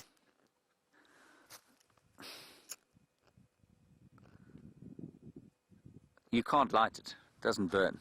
This wood just doesn't burn. So it's quite interesting. Bushfires are absolutely, or potential problems, when there's been a lot of rain. So when you've got a large standing sward of grass, then yes, absolutely, you really do worry about them, especially this time of year. This is now fire season we're going into. When it's super dry, the temperature starts to heat up, the winds start to blow from the northwest, and then in September, the lightning strikes. We'll get the odd lightning strike, and that can really start a proper bushfire. Not this year, though. And I just want to allay any fears you might have that I've started a fire and I'm not going to put it out. Here is where our enormous bush... Oh, sorry, Viam. I do apologize. Here is where... Here is where our bushfire is, was, and that's it there. See, it's gone out already. And, I mean, this is the risk is doubly reduced because we have had that rain. So the grass is not actually that dry anymore. Viam didn't say anything, you noticed there, when he couldn't see the bushfire. All he did was this. He just glared at me and he went... explained very, very carefully what I needed to do. Okay, on we go. Thank you, Betty Lou, for that.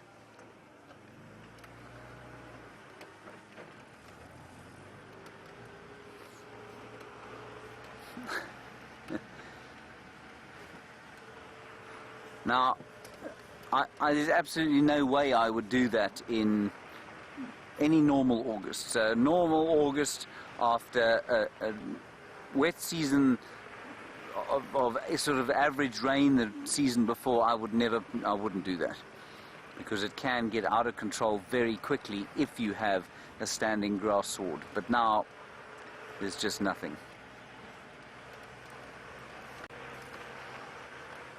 I've been involved with many bushfires in my time, and while it's quite terrifying, it's extremely exhilarating to fight a fire. As long as you've got the right equipment and the right safety protocols and that sort of thing. And especially out here, you know, we don't have... It's not like those great big forest fires you have, I think, in places like California or some of the Australian areas, and even in the exotic wood plantations that we have in South Africa. Then it's terrifying. Then I don't think it's fun at all. But in an area like this, it can be quite scary. I don't think it's quite as terrifying as all that, though. And normally at this time of the year now, people are maintaining their...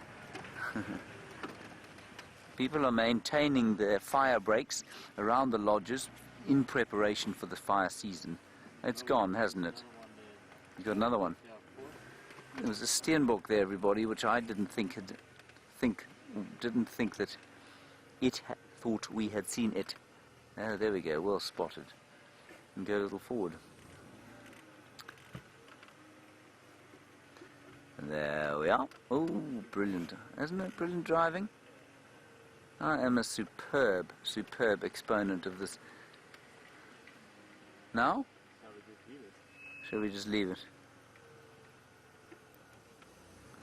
Sorry about that, everybody. That was a steenbok. A little couple. One lost its courage and ran away, and the other stood to watch us. Disastrous. Righty. Onto the open area here. With any luck, wild dogs streaming across the plains. Perhaps the odd lion. Most likely a couple of impala and some pipits. Striped pipits. I hope there's some pipits. I like saying the word pipit. Liam, do you like to say the word pipit? No, not at all. Oh. I'm sorry about that. Liam doesn't like to say pipit, everyone. You like? Boo-boo. Boo-boo. You like to say the word boo-boo, so you'd like to see a southern boo-boo. Yes, I like to say boo-boo as well.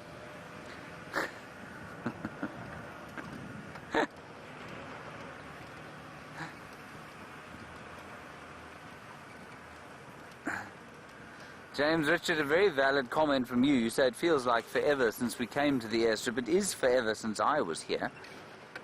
And you say maybe there'll be some jackals there. Maybe there will. I don't see any at the moment. I also don't see any pipits.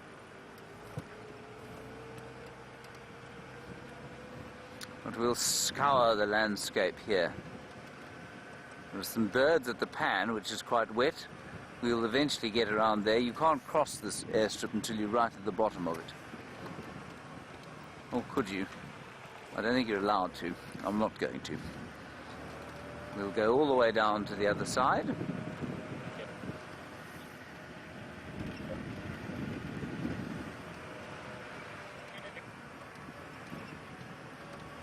No, not much in the way of pipits, or indeed anything else. Oh, there we are. Crowned lapwing, very cross. That's it. Ooh. Hang on. I wonder if there isn't a nest around here. They're very cross.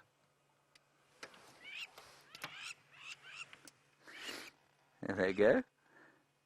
Well, they're having a bit of a fight. No nest. I think they're just bad-tempered. They're just generally ill-tempered birds. Let's just quickly look at something with my binoculars. I thought it might be a jackal, but it isn't. It's a log, obviously. Not unusual. Okay, let's carry on.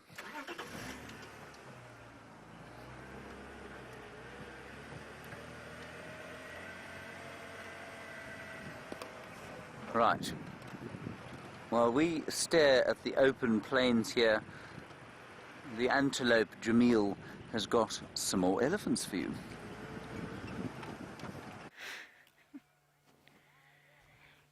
Seems as though it is an elephant-filled afternoon, and I, for one, shall not be complaining in any way, shape, or form. Now, just as we stopped at this particular elephant herd, I could hear some very angry elephants. That must be our herd that we just had walk right past the vehicle, because they are screaming. Oh. Do you think you can hear them?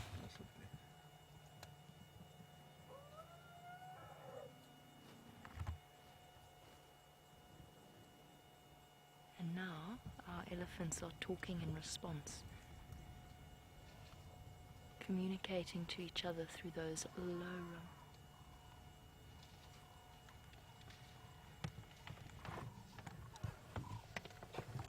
My first thought was that they'd walked into the lions, but I think that actually the lions are a little bit further to the west of where those elephants are screaming from.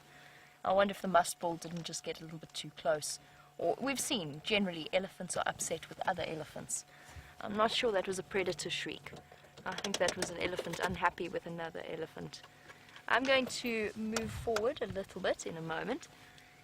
Just sat for a while to make sure that all of these elephants are happy and content with our presence. Just let the engine run for a second. That's because we've got a female and a cow that are a cow and a calf that are slightly separated from the rest of the group. Hey, big girl. Hello. Hello.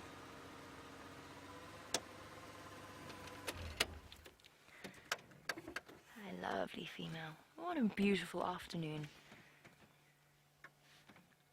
She looks as though she's had a bit of time in the mud. Not recently, but at some point. She's got flakes of mud falling off her skin, which is, of course, what elephants love to do. A natural sunscreen, as Ryan, who came here to do a guest safari, demonstrated by putting mud all over my face.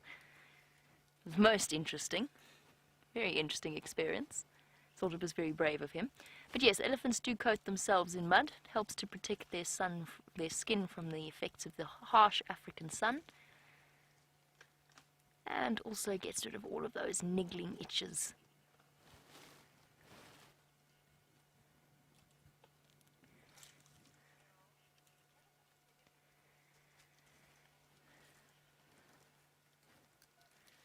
And welcome to Cheryl on our sunset safari.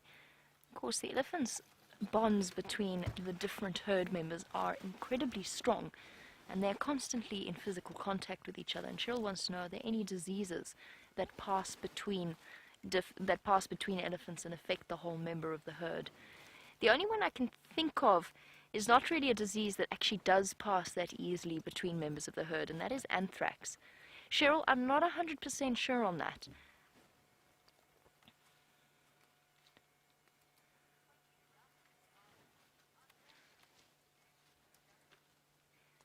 And wonderful news, while I think about the answer to that and try and rack my brains and think of any diseases that perhaps they get.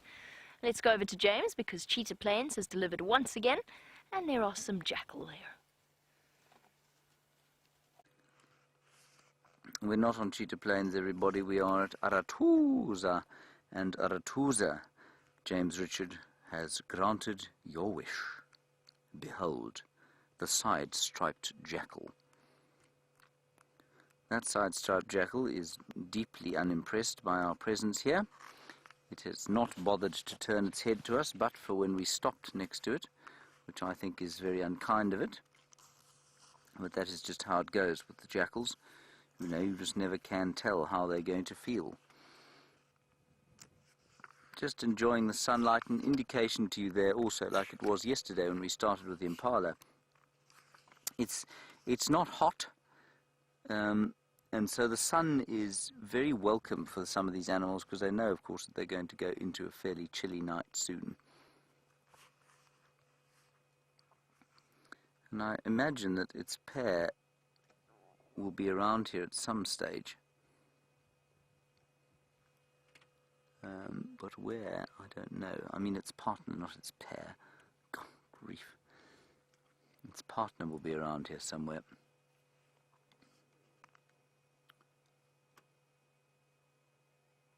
Just listen to the afternoon for a little while.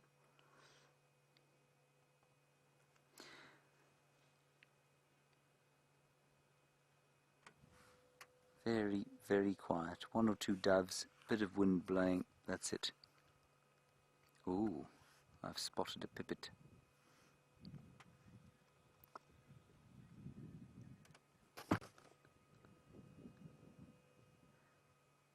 And there are a lot of birds walking around here.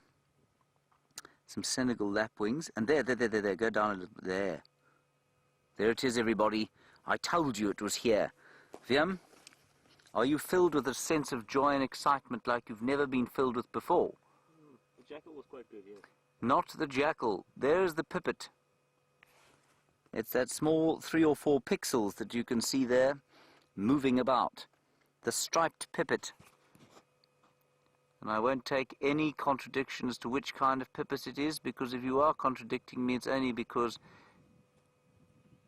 well, you can't actually see it. Just a couple of pixels moving there. That is the striped pipit. I was hoping to see him. Haha. Along with the side-striped jackal. Now I see that the jackal is actually largely solitary. I've been confusing its social structure with that of the black-backed version. So the side-striped, often solitary, and it's the animal that gives the jackalberry its name. So that jackal will be very excited by the fact that so many of the jackalberries out here at the moment are fruiting. Okay, Jamie's still with her elephants. Let's go back to them and find out what they think of her.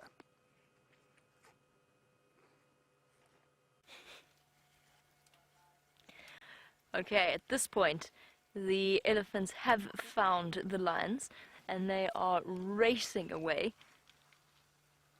There are other vehicles in the sighting, so unfortunately we can't go and watch. We just have to sit and listen. But what's fascinating about this is the communication that's happening with the herd that we have currently and the one that's found the lions. Because there's deep rumbles moving between the different elephants, those low-pitched sounds that they make. Hey, girl. She looks so happy with that mouthful. Sometimes elephants can look so contented with their lot in life. Immediately, the rest of the elephants are starting to move out of the thick vegetation that they were in and slowly gathering a bit closer together. And fascinating. A big girl. Hi.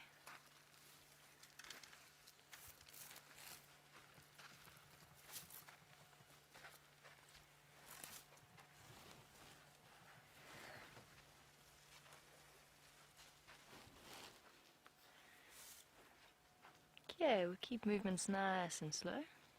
Hello, big girls.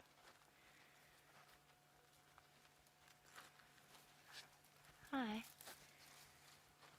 It's okay. We just happen to be sitting here. Hello, little one.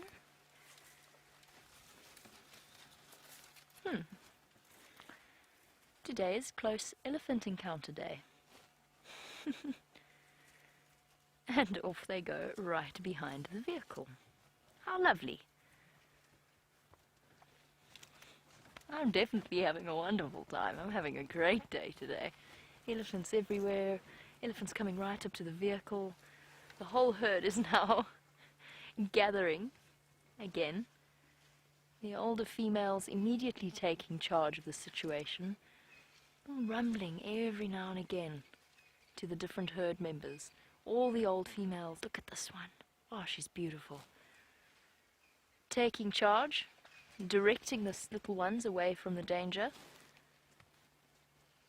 And oh, how I wish I could understand exactly what was being said. I have a vague idea. Some of the females have these enormous tusks on them.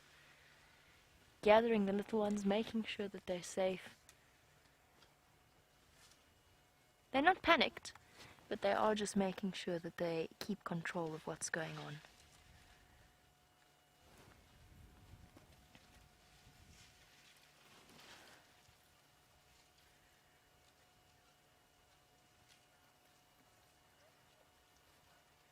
Another big one. Oh, young. I'm going to just be keeping an eye on what's happening this side of me as well. Hello, big girl. I think we're about to be caught in the middle of the sighting. Can hear the vehicles coming.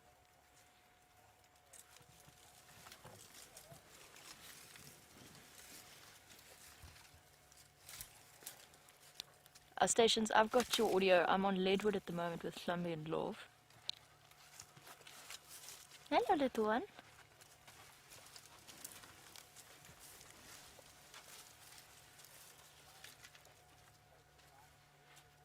Okay, I can hear the sounds of the vehicle as well.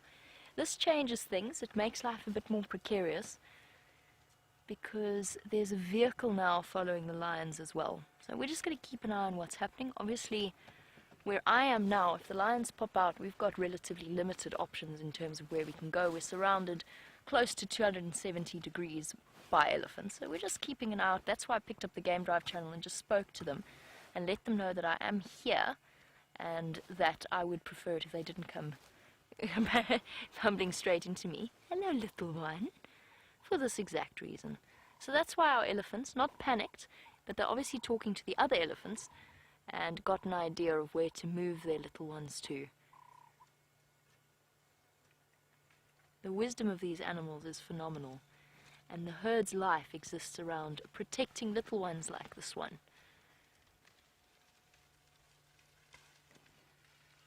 He's so cute. Nope, now is not time to suckle. Mommy wants to get you out of the way.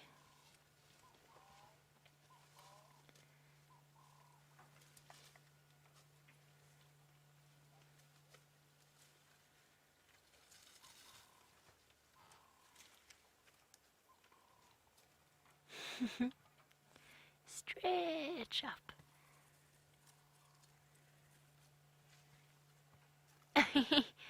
Oh, shame, I don't think it got anything there. Mom keeping the baby moving. Of course, trunk coordination takes some time to learn, especially when you're eating on the run.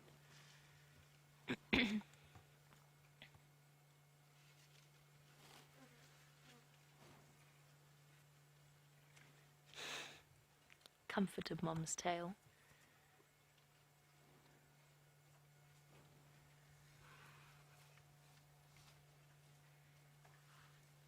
And this little one, just over a year old. What's wrong, girl?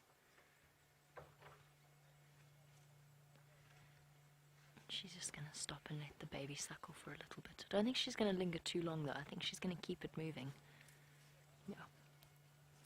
Move it a bit further towards the safety of the rest of the herd. Lions are not a threat to elephants. At least 3 lionesses are not a threat to elephants. It would be a very brave lion indeed that risks hunting an elephant.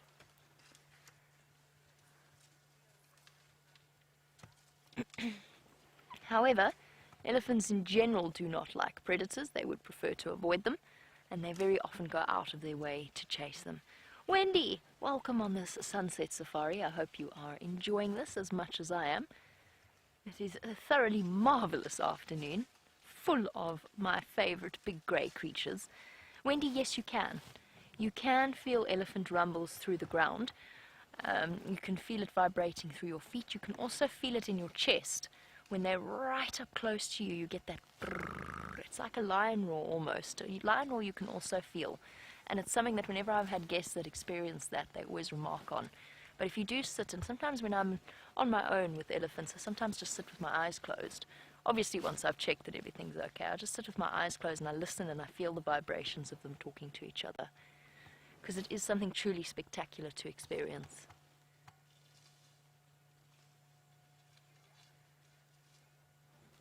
All has relaxed, the elephants have gone quiet, and I think they've done a job of chasing the lions away. I'm going to stay with this herd for a little bit longer, but while we wait for them to move closer, let's go over to James with some wildebeest.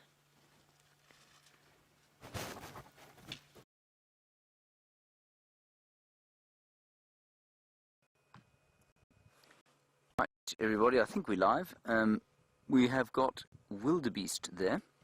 And wildebeest, of course, I have a very long time indeed. They're on Arethusa, and they're just grazing through what can only be described as a fairly dense patch of strychnos which is the black monkey thorn, and also of combretum, the bush willow. Now, there are not many patches on Juma, I have to say, that look like this anymore.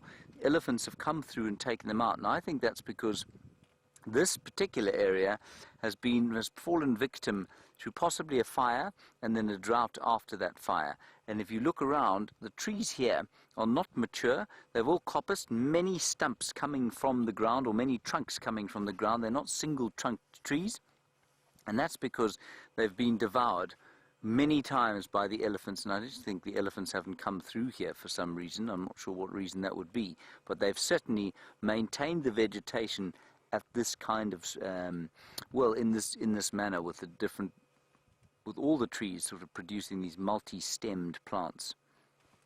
Anyway, the wildebeest are not eating the trees. They're walking through here trying to find the last bits of grass, and this is probably the same herd that we've spent quite a lot of time with, the Arathusa herd. I'm not sure where our little herd from quarantine clearings went. This could be it. Not the best wildebeest sighting, but I thought a very good idea just to show you that there are still wildebeest around here. They are not common in the Sabi sands like you'd expect them to be.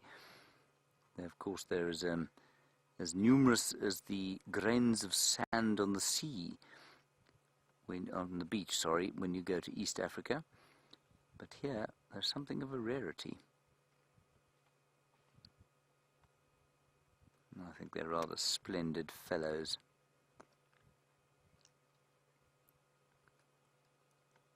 All right, we'll carry on off to the west here. Let's head back to Jamie and her elephants.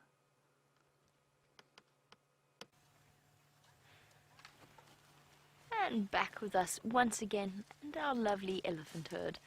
I am just keeping a close ear to the ground, not literally, but listening to the game drive channel and also the sound of the vehicles moving off-road. It feels as though they're about to get to us, which would not be ideal for us. We obviously would have to move out of the sighting since it's already an existing sighting. So if the vehicles get any closer to us, then we will have to leave the elephants. I don't think they're going to, though, because I don't think the lions have any intention of jumping out of the frying pan into the fire, so to speak. Little ones. You will do as an appropriate place to rest my trunk and my food while I eat.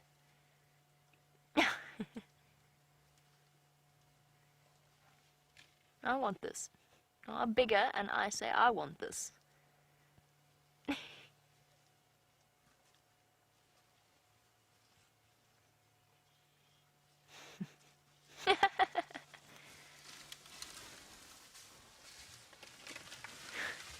Panic!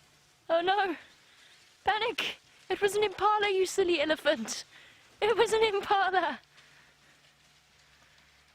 Bye, everybody.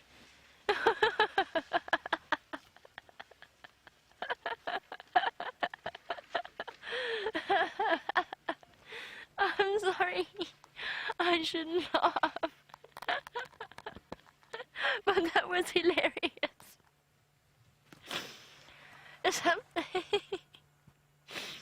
Sometimes elephants are very smart, and sometimes they're animals with herd instincts, because that was an impala. I thought it was a lion. It came streaking past me, behind me, and into the bushes. One poor, terrified impala that obviously stumbled into the wrong neighborhood. You know, impala can be pretty intimidating, especially if you're a massive elephant. Then they're really scary. All we needed to do was toss in a couple of Franklins there and we would have had a situation completely out of hand. Well, I think our elephant sighting's over. Poof. Gone. And for my next trick, I will make a leopard appear out of the bushes. Yay! That was hilarious. That was absolutely marvelous. Total panic. Total. They didn't even stop to look at what they were panicking at. One of them got a fright and they all ran. dust everywhere, not a sound from any of them, just flat out stiff-tailed panic. May I introduce you to the smartest animals in the bush? Sometimes they make a mistake too. To be fair to them, they're on edge because of what's happening with the lions. So they've heard what's happening with the other herd. There's our impala. Oh, I'm sorry, buddy. I didn't mean to make your day any worse.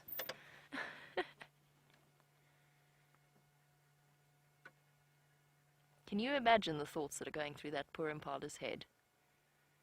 Wandering around, minding my own business. The next thing, there's elephants thundering everywhere. Poor thing.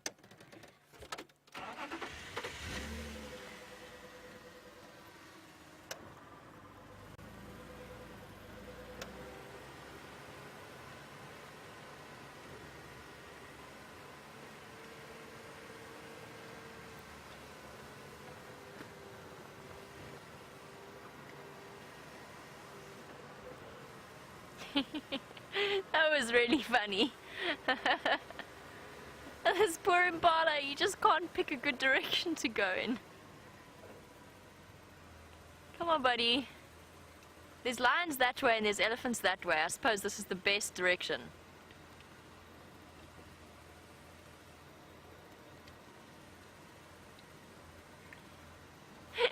Dispatch says that they were laughing so hard that they couldn't even catch their breath. Dispatch, you see, this is what Dispatch is a new viewer of ours, or a relatively new viewer. Rapidly becoming a safari addict. I'm sorry, I'm just going to let this impala go. I feel sorry for it now. It's had such a rough afternoon.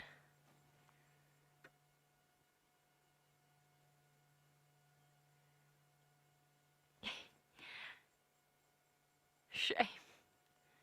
Definitely on alert now. So Dispatch, you're absolutely right. It's just one of those things that it's the marvel about live safaris. 1 minute you're sitting with a relaxed elephant herd, the next day are sort of several hundred tons of panic-stricken elephant racing away from an antelope that weighs roughly the same weight I do. Very scary. But I'm glad, Dispatch, that you managed to catch your breath sufficiently to continue on. I ran the serious risk of getting the giggles there because that was funny.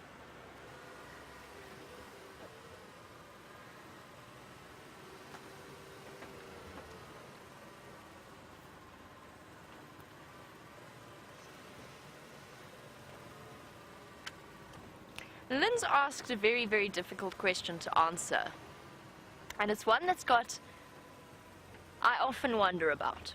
Now, Lynn is wanting to know when the elephants get as close as they do to us, and whether you're afraid or you're excited, you cannot remain unaffected unless you are completely dispassionate, which of course we are not.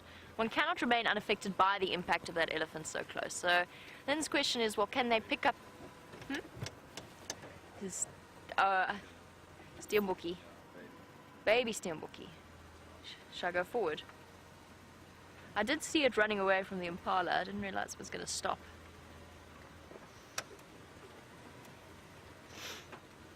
Sorry, Lynn. Distraction. Okay, we're still with this poor impala. This poor impala just can't win today. Which way are you going? I want to go left. Tell you what, I'll go left, you go right. If you could just stay away from the elephants, okay? Because, you know, we quite like looking at them and you quite like terrorizing them. I mean, look at you. Terrifying. I get chills and shivers just looking at him. Most intimidating.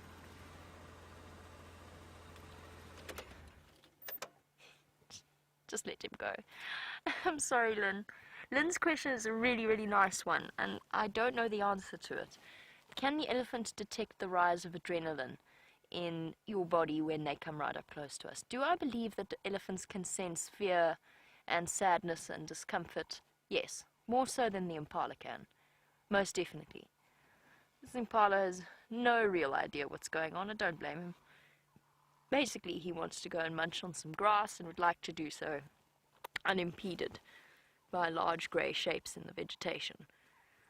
Lynn, I don't know. I do think, like horses can sense fear, dogs can sense fear. It's all in our body language, and of course animals are much better at reading body language than most people, because that's how they communicate. Why do I talk to the elephants? I think first of all, it's because it's about the tone. Obviously they don't understand a word I'm saying, but they do understand tone. That I know, that I completely and absolutely firmly believe. They understand if you are cross or speaking calmly to them. And the other reason I often do it is actually, it's become a habit. I've always done it, but I also think it becomes a comfort for your guests in the back as well. When you've spoken to them, if you keep that tone, it also comforts them, because I was just thinking, a photo popped up on my Facebook of an incident that I had where I was in an elephant sighting and somebody else parked me in, and we had a big musk bull like that experience come right up to the vehicle, slightly more aggressively, and one of the guests in the other vehicle tried to jump out. She tried to leap out of the car. And in hindsight, that could have gone absolutely horribly wrong, because I'm obviously not watching what the guests in another vehicle are doing, but the elephant would have come through us to get to her. It was a very, very uncomfortable situation. Luckily for me, a 17-year-old teenage girl had the presence of mind to grab this person and hold her down, and hold her head down so she couldn't see what was going on. Thank goodness. But it could have, and I actually took her aside afterwards and told her what a wonderful job she'd done. But that's one of the reasons. The other reason is that it's a habit I've fallen into, to calm guests down when they are scared like that. But it's all about explaining what is going on, and the fact that the elephant isn't angry with you or wanting to kill you. Are their senses sensitive enough to pick up the rise in cortisol and adrenaline that we get? I don't know. I'd love to see if there's any studies done into it.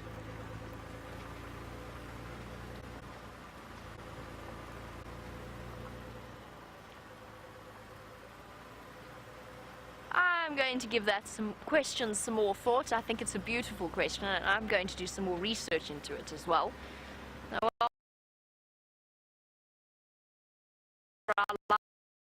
It is starting to...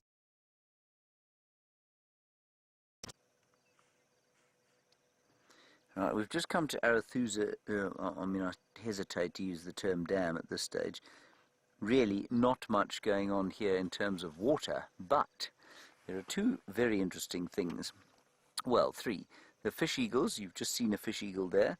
There is something that looks like it's crash landed into the bog there. It looks like a large bog monster. That's a hippopotamus, and it's alive.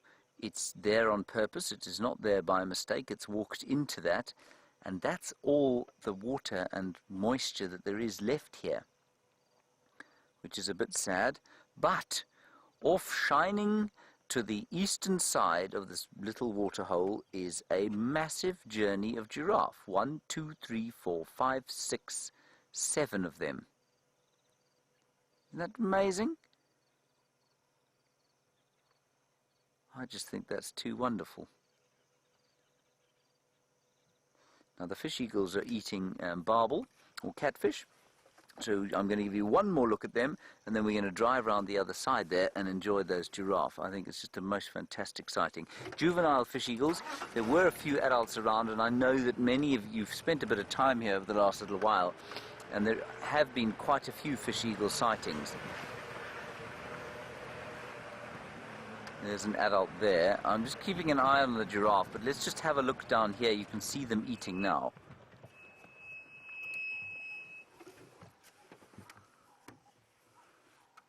There we are, and I'm pretty sure that's a fairly disgusting catfish. Disgusting because if you've ever eaten a catfish, they really are not very nice unless you soak them in water for a while, and then they are quite nice.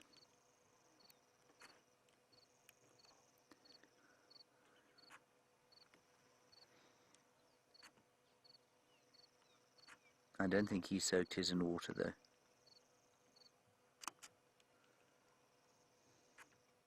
Yuck. All right, let's go across to the... No, you nearly had me there, Liam. You nearly had me, but you didn't quite.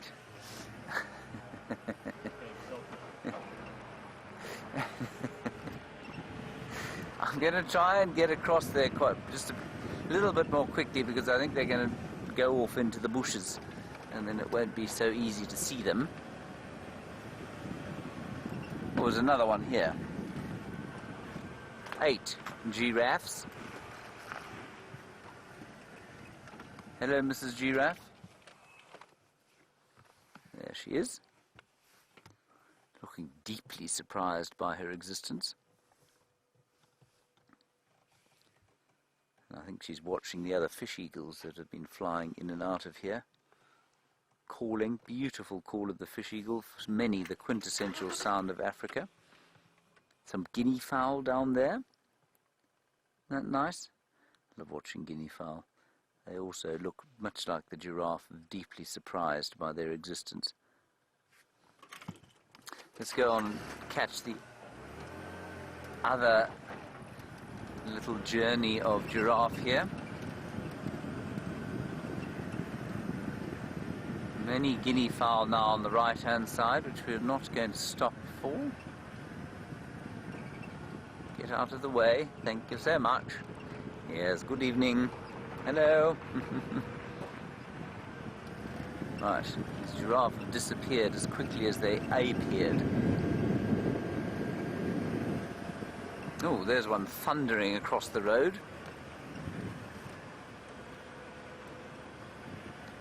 Right, here we go. Should get a nice view of them in here. Going through the woodland as they depart.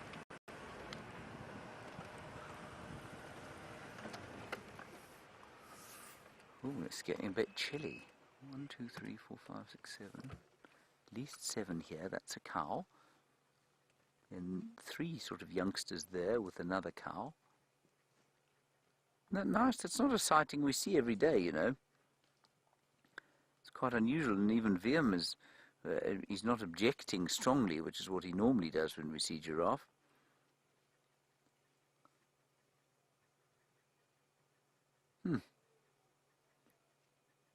Very nice, and in the background perhaps you can hear the dulcet tones of the arrow-marked babbler and also the staff of Arethusa.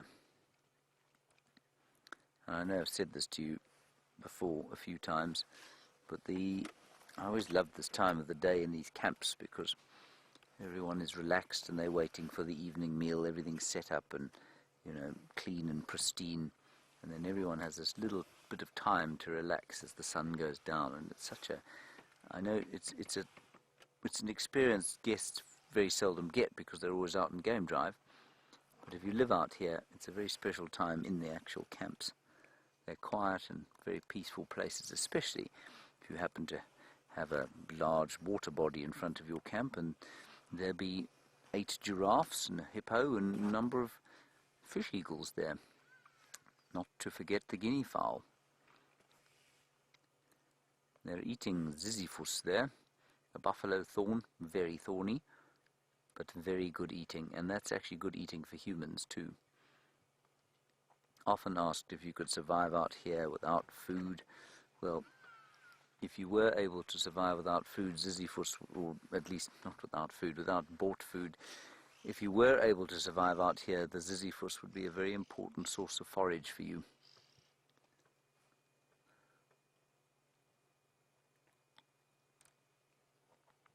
Imagine quite a nice impala steak wrapped in ziziphus leaves. What do you think, Viam? Some ostrich egg on the side. With some ostrich egg on the side, yes. Now, Mary Ellen, you make a very, very good point. Of course, landed on our shores today and arrived in our bushveld. What did you call him earlier? The Duke of Sydney. That's right, Viam called him the Duke of Sydney. Hayden Turner has arrived, and Mary Ellen, you say maybe these giraffes have arrived to welcome him. Well, I can't think of any other reason why they'd have come around here. They've been very scarce of late, so maybe indeed they have arrived in order that they might greet the Duke of Sydney.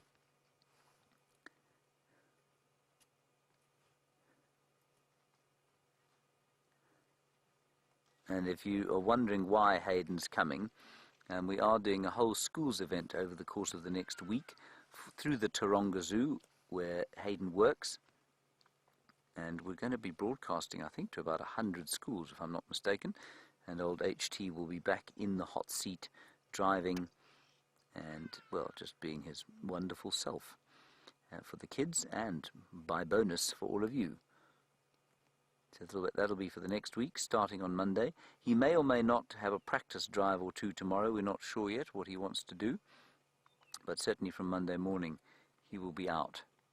And we will be going early on Monday, and you can find it on our blog. There is a blog about it, but we will be going slightly early, 6 o'clock to 9 o'clock, as opposed to 6:30 to 9:30, which is just not very symmetrical, is it? So 6 to 9 feels much better just feels much better if you're a bit OCD. Eating knobthorn as well, which is even more thorny. And guarri bushes. Now, you know when animals are eating the guarri bushes that we're definitely into the dry season, because they are not often browsed. Extensive chemical defensive mechanisms they have, and it's obviously, of course, why the leopards and lions so often use the guarri bushes to mark their territory.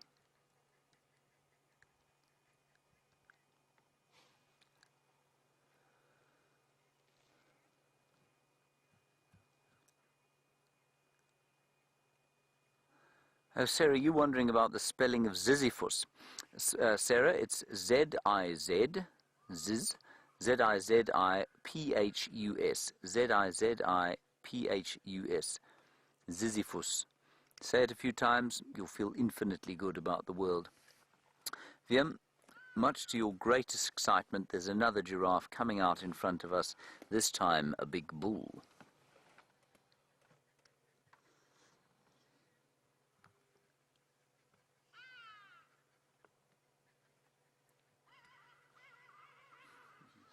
Look at him, isn't he? He's a really grizzled old fellow. Oh, do you see that great big sort of amount of his median horn, or that calcification of his skull, is actually broken through the skin there. He's not to be trifled with. He's got that paraphilaria down his neck. Is he missing an eye? He is. He don't got no eye there. That is unbelievable. Gee whiz. He's a pirate. He's the pirate giraffe. Terrifying. Let's not get too close, Vim. I notice that you don't mind filming him on account of the fact that his eye is missing. That is amazing. He is old. He is not young. He has seen many fights, and I suspect he probably lost that in a fight, everyone.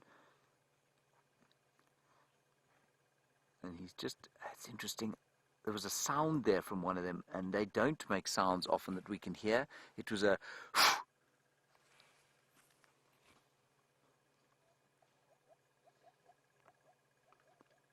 He is interested in a little bit of action, I think, testing these females to see if they're ready to mate.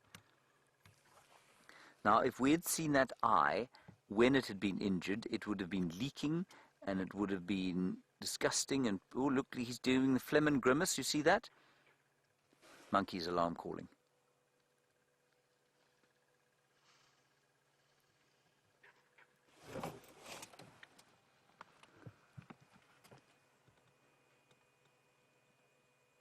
Monkeys calling from over there. They do see a huge distance. Just wondering if something hasn't come down to the water to drink here. So that giraffe doing the phlegm grimace, lifting the nose up. Yeah, they've stopped now. No, they haven't. Okay, something's up here. The phlegm grimace, just testing to see if they're opening up a tract to the organ of Jacobson in the brain. And all right, let's go across to Jamie quickly. She's got another giraffe. Oh, well, James goes racing off to see what the monkeys are up to. Look at this. Welcome back, HT. The giraffe indeed have come back to say hello to Hayden. Well, certainly I will say that we certainly have been bereft of giraffe recently, and all of a sudden we've had an influx of them. Definitely not something I'm going to complain about, because sitting with them is always a pleasure. has been a truly peaceful afternoon, apart from the interesting elephants. This giraffe is the perfect way to end off the light daytime part of our afternoon safari. And what my plans are for the rest of the day, we'll spend a bit longer with this gentleman, and then we're going to go and look for Karula. Herbert tells me that he had her tracks around Weaver's Nest Road, so that's what we're going to do. Oh, and he has chosen the best looking tree of all of them. So appetizing with all of its long white thorns. I think it might actually be a... Oh my goodness, the name's just gone out of my head. It's an acacia tree, and it's Acacia robusta. I can't remember what it's called, I'm sorry. I've just drawn a blank. It's a name that I've known my whole life, and I suddenly can't remember what this acacia tree is called. I say my whole life, I've known for a considerable percentage of my whole life. And he's giving us, we'll move swiftly onwards, giving us a perfect demonstration of his long melanin impregnated tongue. As I said that, he of course turned his head away so that you've got no view of his long melanin impregnated tongue. Darkened with melanin, of course, because it's a very tough pigment that allows him to do this.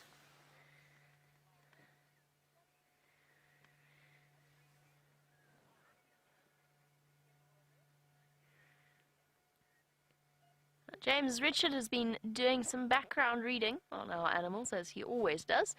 And welcome, JR. Yes, a giraffe can walk whilst ruminating. I have seen them do that. I have never seen, you hardly ever see, any of the other ruminants do that. And that is because, one of the big reasons is because it's their equivalent of sleep in certain situations. So they can, once they settle down peacefully to have a ruminating session, basically what they're doing is their brain waves start to imitate those of somebody in the deep stages of sleep. Now, ruminating, because they can't afford to switch off completely for long periods of time, as the way that we can, but the sort of long periods of ruminating allows them to catch up on a little bit of the recovery that sleep provides. And I'm just going to let us have one last view of him. He is going to slowly disappear. I'm trying to think if I've seen any of the other ruminants do that, walk and ruminate at the same time. I don't think so. Of course, if they are interrupted, then they will stop the ruminating process and walk off, and then stop and continue to ruminate. I think I've seen kudu. I have this vague feeling I've seen kudu ruminate at the same time as walking, but I'm not 100% sure on that.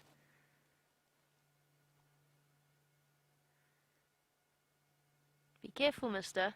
There's lions not far from where you are, and if you're not careful, there's also an elephant herd that might get a fright if you walk past.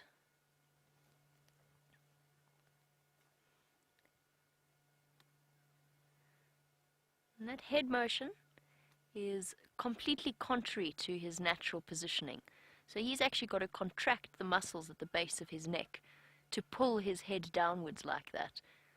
And that's because he's fighting, instead of gravity, he's fighting the natural tension of a very thick, incredibly thick tendon. Thick and powerful tendon that runs along the back of his neck and holds the head upright. So that the natural position is actually up rather than leaning forward like this, which makes total sense. Because imagine how exhausted your neck muscles would have to be, or would get, holding up a weight as heavy as a giraffe's head on the top of a 2-meter long neck or a 6-foot long neck. Definitely wouldn't get very comfortable after a while. A beautiful, rich, dark color. I think I've seen him here before. In fact, I think I've seen him very recently with Viam on Twin Dams Road. Oh. Here we go again. Elephants are all wandering through, finding the lions and chasing them. The poor Styx female are not having the best of times. I'm just going to turn on my Game Drive channel so I can hear what's happening with that sighting and who is there.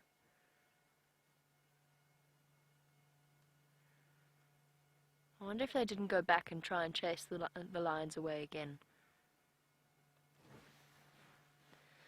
Okay, it is time for us to move, so as to make space for a bypassing vehicle. There we go. At least a brief view of his tongue.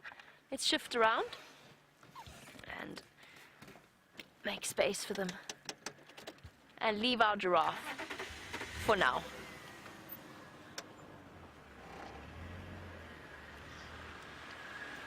How's it, guys? How are you?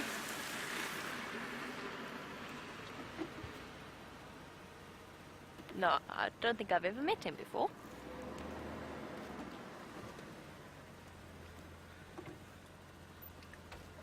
Alright, let's go and head towards Weaver's Nest Road and find out what's happening there. Perhaps Karula will decide to pop out for our last few moments. Ooh, Jamie, you're naughty. Trespassing. I'm only doing a turn though.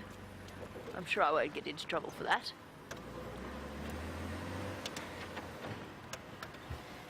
Let's go and see if Karula won't pop out for our last few moments.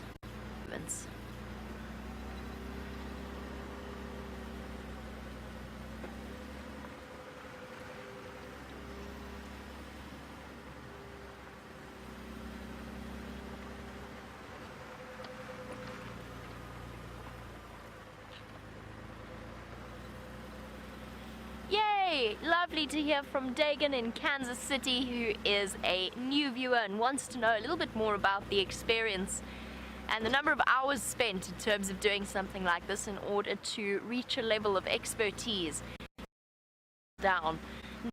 Fabulous to have you on board, and may I just for your question, and I'm glad that you are loving the live safari experience. So Dagan, I don't think any of us, funnily enough, will claim to be masters at tracking. We have met people who are masters at tracking, and they have spent more time than you can possibly imagine, because days can be quite long out here. You're talking about work cycles where there's no weekends, no public holidays. You work a drive in the morning, a drive in the afternoon. You end up spending about the equivalent of 10 hours or so. If you're working at a lodge, 10 or so hours each and every day, Monday through to Sunday, and then you do it all again, rinse, repeat. Those people who have devoted their lives to tracking, the master tracker Renius from Londolozi, we're okay at tracking. We find things, but those master trackers and somebody like Herbert, you just watch them, their eye skips from track to track, tracking what feels like things that are barely existence, the tiniest smudge in the soil, and they pick up that it is tracks like that. I mean, we spend the equivalent amount of time in the bush, but we don't have that sort of amount of time to spend tracking and honing our tracking skills. Every now and again we do get a little bit of time to spend on it, and it's such a pleasure to do. But that is what happens, and it's an interesting one, because the most important part of your learning that one does as a guide, it doesn't matter how long you do a training course for, whether it's for 3 weeks or a year, ultimately you learn as you go along. And you develop instincts as to what is good and what is bad and what is right and what is wrong. And it's far more valuable than any amount of book learning. Book learning is important too. Factual knowledge is important as well. But spending time out in the bush every single day is what is really truly valuable about being a safari guide. I mean, how lucky are we? We get paid to do this. Quite incredible, really. I can't think of a better way to spend my Saturday afternoon. Trundling around the bush, looking at elephants, and now looking for an elephant.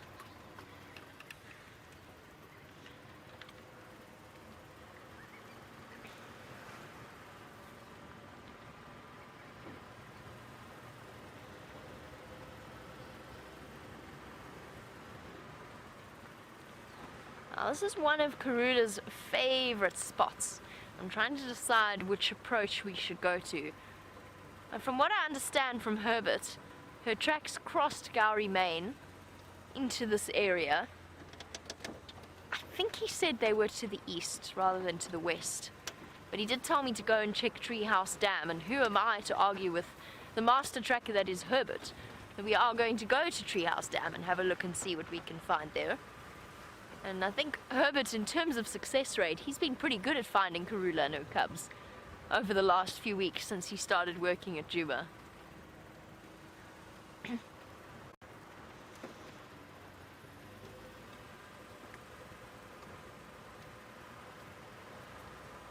I hear that James has been wandering outside of the vehicle on Arethusa.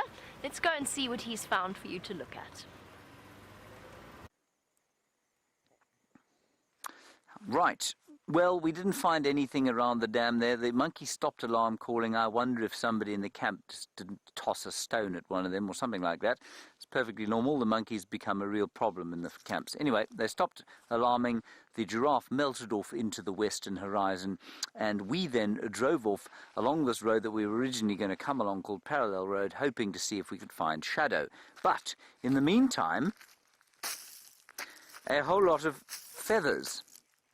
And they've definitely come from a dove that was killed here. And when you see a crime scene like this, of course, one wants to know what or who the perpetrator was. I'm not going to touch those feathers, mainly because I have a habit of sort of rubbing my face, and you don't want the bits and pieces of parasitic insecta and various others that live on birds to get into your mouth. But I think that was an African wildcat.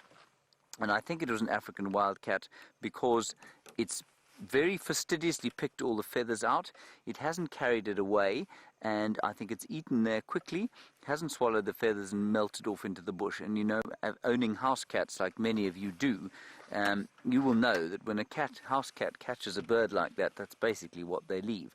If it had been, say, an African hawk eagle or something like that, they would have carried it off up into a tree. I think it's probably a bit small for a leopard to have killed, and a leopard will generally not eat out in the open like that. They'll take it off into the shelter. So I'm going to go with something like an African wildcat, maybe a serval, maybe even something like a caracal, which I've never seen here before.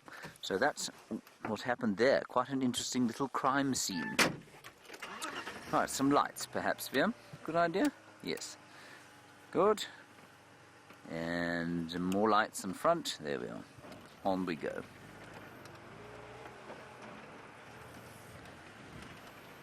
We're going to pop up now towards the eastern boundary of Djuma.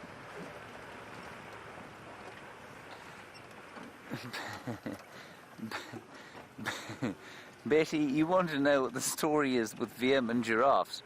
The story, Betty, is that Viam apparently finds giraffe extremely boring to film because they don't do anything. Is that correct?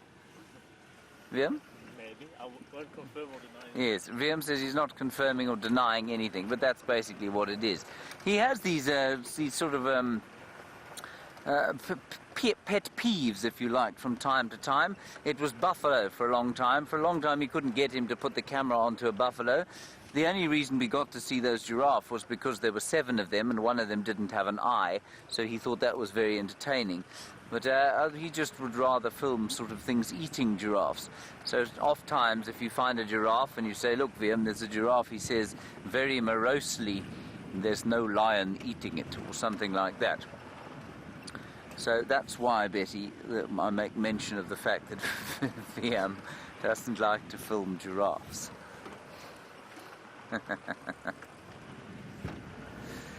Darkness is falling, the temperature is plummeting, and I think we're in for a chilly night, but the afternoon temperature today is indicative of the fact that we are coming to the end of the winter now, which is rather special. I savour this month, I really do, with the smells of the smoke and the dry leaves and the dust. Mainly because it is a month of expectations. And we'll just give you a quick view there of the moon.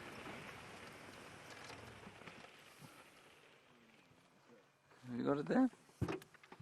There we are. Well done, Viam. Hello, Mick. You're in Johannesburg. Well, welcome and thank you for joining us. It's very nice to hear from the old hometown. You want to know about the vegetation in the Arethusa Dam, and all the animals come and eat it. They will. The reason you're not seeing a lot of that happening now is because that mud is so thick that animals can very quickly become mired in it. The hippo is kind of designed to get in and out of mud like that, but if an impala or a bushbuck or something like that was to come along there and try and eat that vegetation, it would almost certainly become stuck, and that is going to happen there. I almost guarantee that at some stage while that water's drying out, some desperate antelope is going to walk into the middle of its sink and be unable to get out. And I mean, an ideal time to tell you about when in December we hadn't had any rain. It was just blinding heat day after blinding heat day. Andrew and I on Christmas Day went down to Buffelshoek Dam to see what's going on there, and we found 2 impala stuck in the dam, a mother and her lamb, and I think the lamb had got stuck and the mother had tried to go and fetch her out, and they both got stuck, and quite against any sort of policy of non-intervention, Andrew and I went in there and we used these strange bungee cords. Have you got many bungees there, Vimpy? See if I can find you what we used. No, we don't have one here. A bungee cord is kind of an elastic cable, and we got into the mud, pulled them out, and we felt very good about ourselves because it was Christmas Day. And our excuse was that, well, you see, a dam is a man-made thing, so it's okay if we did that. I stand by that. But it's a horrible thing to see an animal stuck in distress in the mud. It really is not nice at all.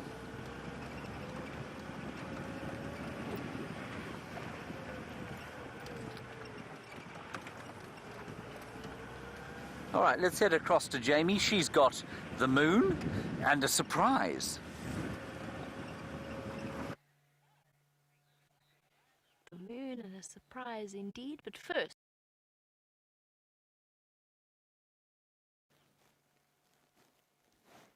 Isn't it absolutely beautiful? Look at that crater. The one thing that this camera allows us to do is get right up close. Ah, what's it? It's now waxing crescent. Must be. We've just passed full moon. The Cheshire Cat smile is how I always think of it.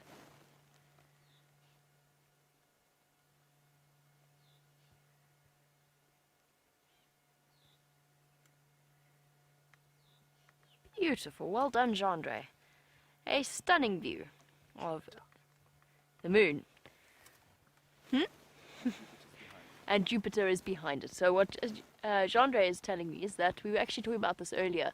We've been watching Jupiter get closer and closer and closer to the moon. It's now, what's it called? Converged. Gendre's forgotten as well. Oh, what is wrong with us today?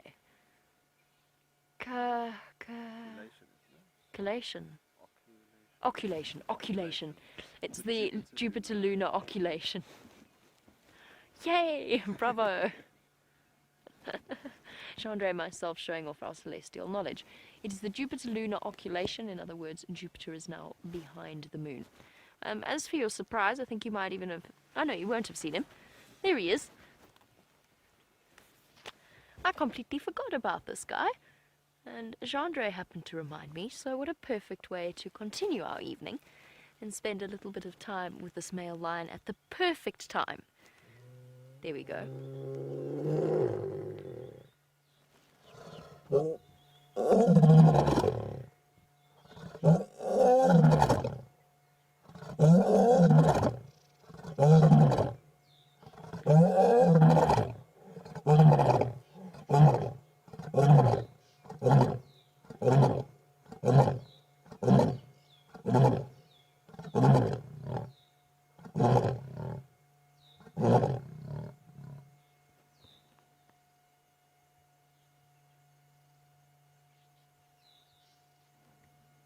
Well, that was perfect timing. Thanks, boy. You're talking about lion roars right next to the vehicle. I could feel that vibration right through my entire body, particularly from my feet, sitting on the bottom of the vehicle. Gendre, you must have felt that as well. Gendre's got a smile from ear to ear. He looks like the moon. His crescent smile. He's gone straight back. Oh no, he's up. I was about to say he's gone straight back to sleep. It's very common to see a male lion roaring lying down. It actually helps for the sound to go further, basically amplifying it. I was about to say this is the perfect time to be sitting with a flat male lion, because there's a very good chance that he's going to get up and do something.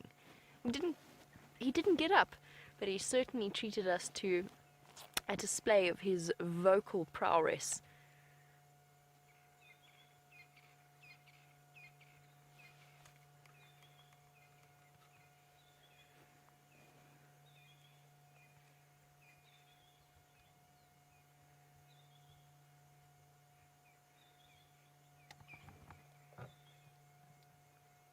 beautiful. There's nothing... You never get used to that.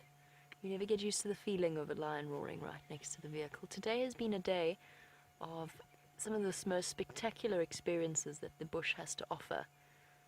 In almost a cliched way, but I don't mean it like that. The feel of a lion roaring next to your car. Something I always used to do was turn off all of the vehicle lights and make my guests sit in the dark if a lion was roaring next to us, just to feel what our ancestors and the previous explorers of this area must have felt whenever they heard that sound. We know that we're going to bed tonight in a nice, safe house. Imagine what sort of sound. As it starts to get dark, you get that anxious feeling, want to go home. And this is why.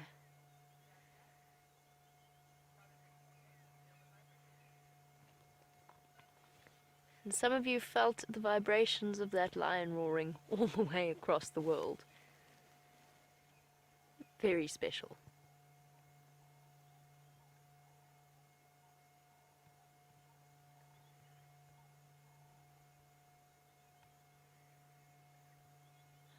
Bright eyes. One more for us, boy. Please. It's amazing how they can do that and then go back to looking completely fast. Well, not fast asleep, but on their way to being fast asleep in a matter of split seconds.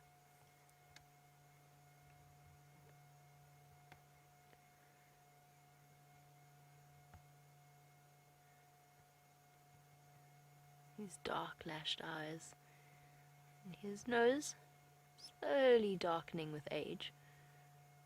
Important to remember, I know, and I always provide this caveat, you can't age a lion just by the colouring of their nose, but most lions' noses do go darker with age. Look at that. Piercing yellow eyes.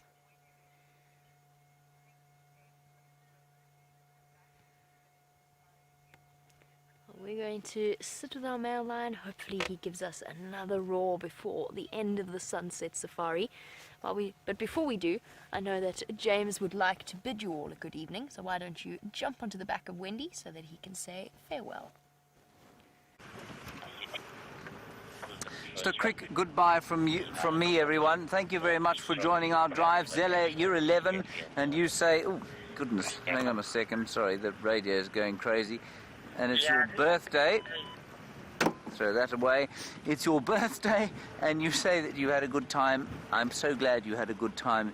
And Kelly, you say that you're very happy that VM and John showed you those giraffe. That's very nice. I haven't met John myself, but I hope to meet him soon, because obviously he was quite close to where we were in those giraffe earlier on. So Kelly, John bids you a fond farewell, and from me, James, and VM, we both bid you all a fond farewell as well. We'll see you tomorrow morning at 6:30. Until then, let's go back to Jamie and the lion. And a big farewell to James, and I'm sure we will discuss the day's events over dinner tonight and just talk about our various marvelous experiences, as we always do after a pleasant evening spent in the African bush. Come on, boy. One more for us, please, before the end. Mike has just called in. Some of the lions are calling around Torchwood, and they've found Amber Eyes and one of the male lions in Buffelshoek. And she is currently mating with one of his either brothers or cousins, part of the Birmingham Boy Coalition. Well, we started off our safari this afternoon talking about the way that the way that prides and the way that coalitions work, and we spoke about the fact we were with the Styx Pride. They were under the control, or underneath the territorial control, reign, perhaps is the best way of describing it, of a coalition called the Birmingham Boys. So for new viewers, this is one of the Birmingham Boys. He is, in fact, I think he's the oldest of the Birmingham Boys. He's known by some as Blondie, he's known by others as the Hoff, depends upon who you ask. His more official name out here, in terms of what the guides call him, is in fact the Hoff, which, you know, kind of makes me giggle every time I say it's the Hoff. It's intimidating. Anyway, moving on from names. This is the oldest of the Birmingham boys. And while we're ending off with a lion sighting, for me, I think this will go down as a drive spent with elephants once again. They made my drive, they made my afternoon this afternoon.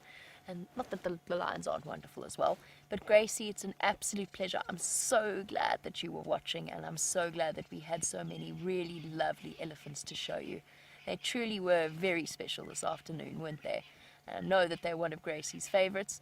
So I'm so glad that we could share it with you, sweetheart. And we'll finish off with our last. Come on, boy. Come on, boy. You've got 4 minutes. 4 minutes. One more roar for us. Sorry, you've got 3 minutes and 40 seconds. 3 minutes and 40 seconds.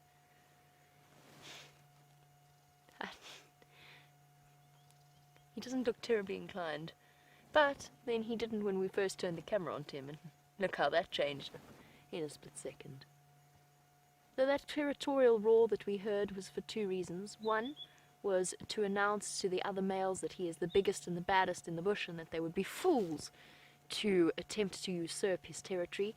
And that in turn plays a very, very important role in keeping those little cubs that we enjoyed spending time with this afternoon alive and well.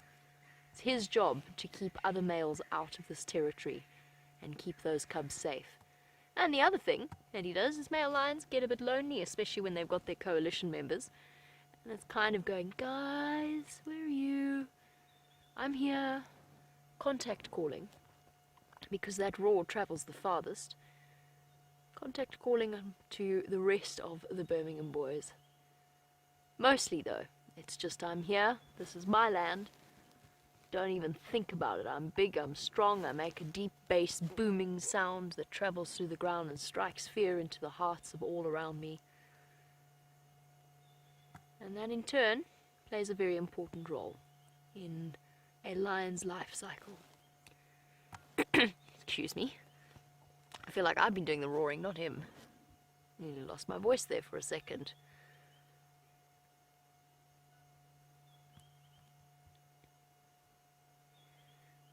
And as the Olympic Games kick off, our champions of the sleeping challenge.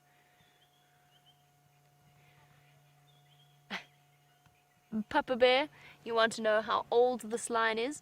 I think that we've put him at around 5.5 years old. I could stand corrected on that. He's quite young still. He hasn't fully reached his prime. I think the oldest of them, he must be close to 5.5 now. Yes, 5.5 would be the rough age that I would put him at. I've actually met somebody recently who knows the Birmingham boys from when they were cubs, and I'm going to try and dig up a little bit more in terms of information about them and their background before telling you anything more. But that is something that I'm working on and trying to find out, because there's nothing like it's one thing hearing it second hand and the sort of the rumor mill. It's a very different thing hearing it from somebody who actually spent time with them when they were cubs and watched them grow up as part of a pride. So I'm very curious to hear what he has to say, and I'll get back to you on that. Find out a little bit more about the true history of our Birmingham boy coalition. Come on, boy, 60 seconds. Luckily, I've got my fantastic lion roar impression ready. Nope, it didn't work. Funny that. I also did it very softly, but I thought it was pretty much spot on. And unfortunately, I think we're going to run out of time. And it's time for us to say goodbye. So a very big thank you to Gendre for all of his fantastic camera work and for not jumping off the vehicle whenever the elephants are close. We appreciate that more than you will ever know. As well as to Jerry and to Rebecca in Final Control. I hope that you had a wonderful time directing us. And a big thank you to all of you watching across the globe. Join us for the Sunrise Safari. Hopefully we'll have more exciting things planned. Bye-bye.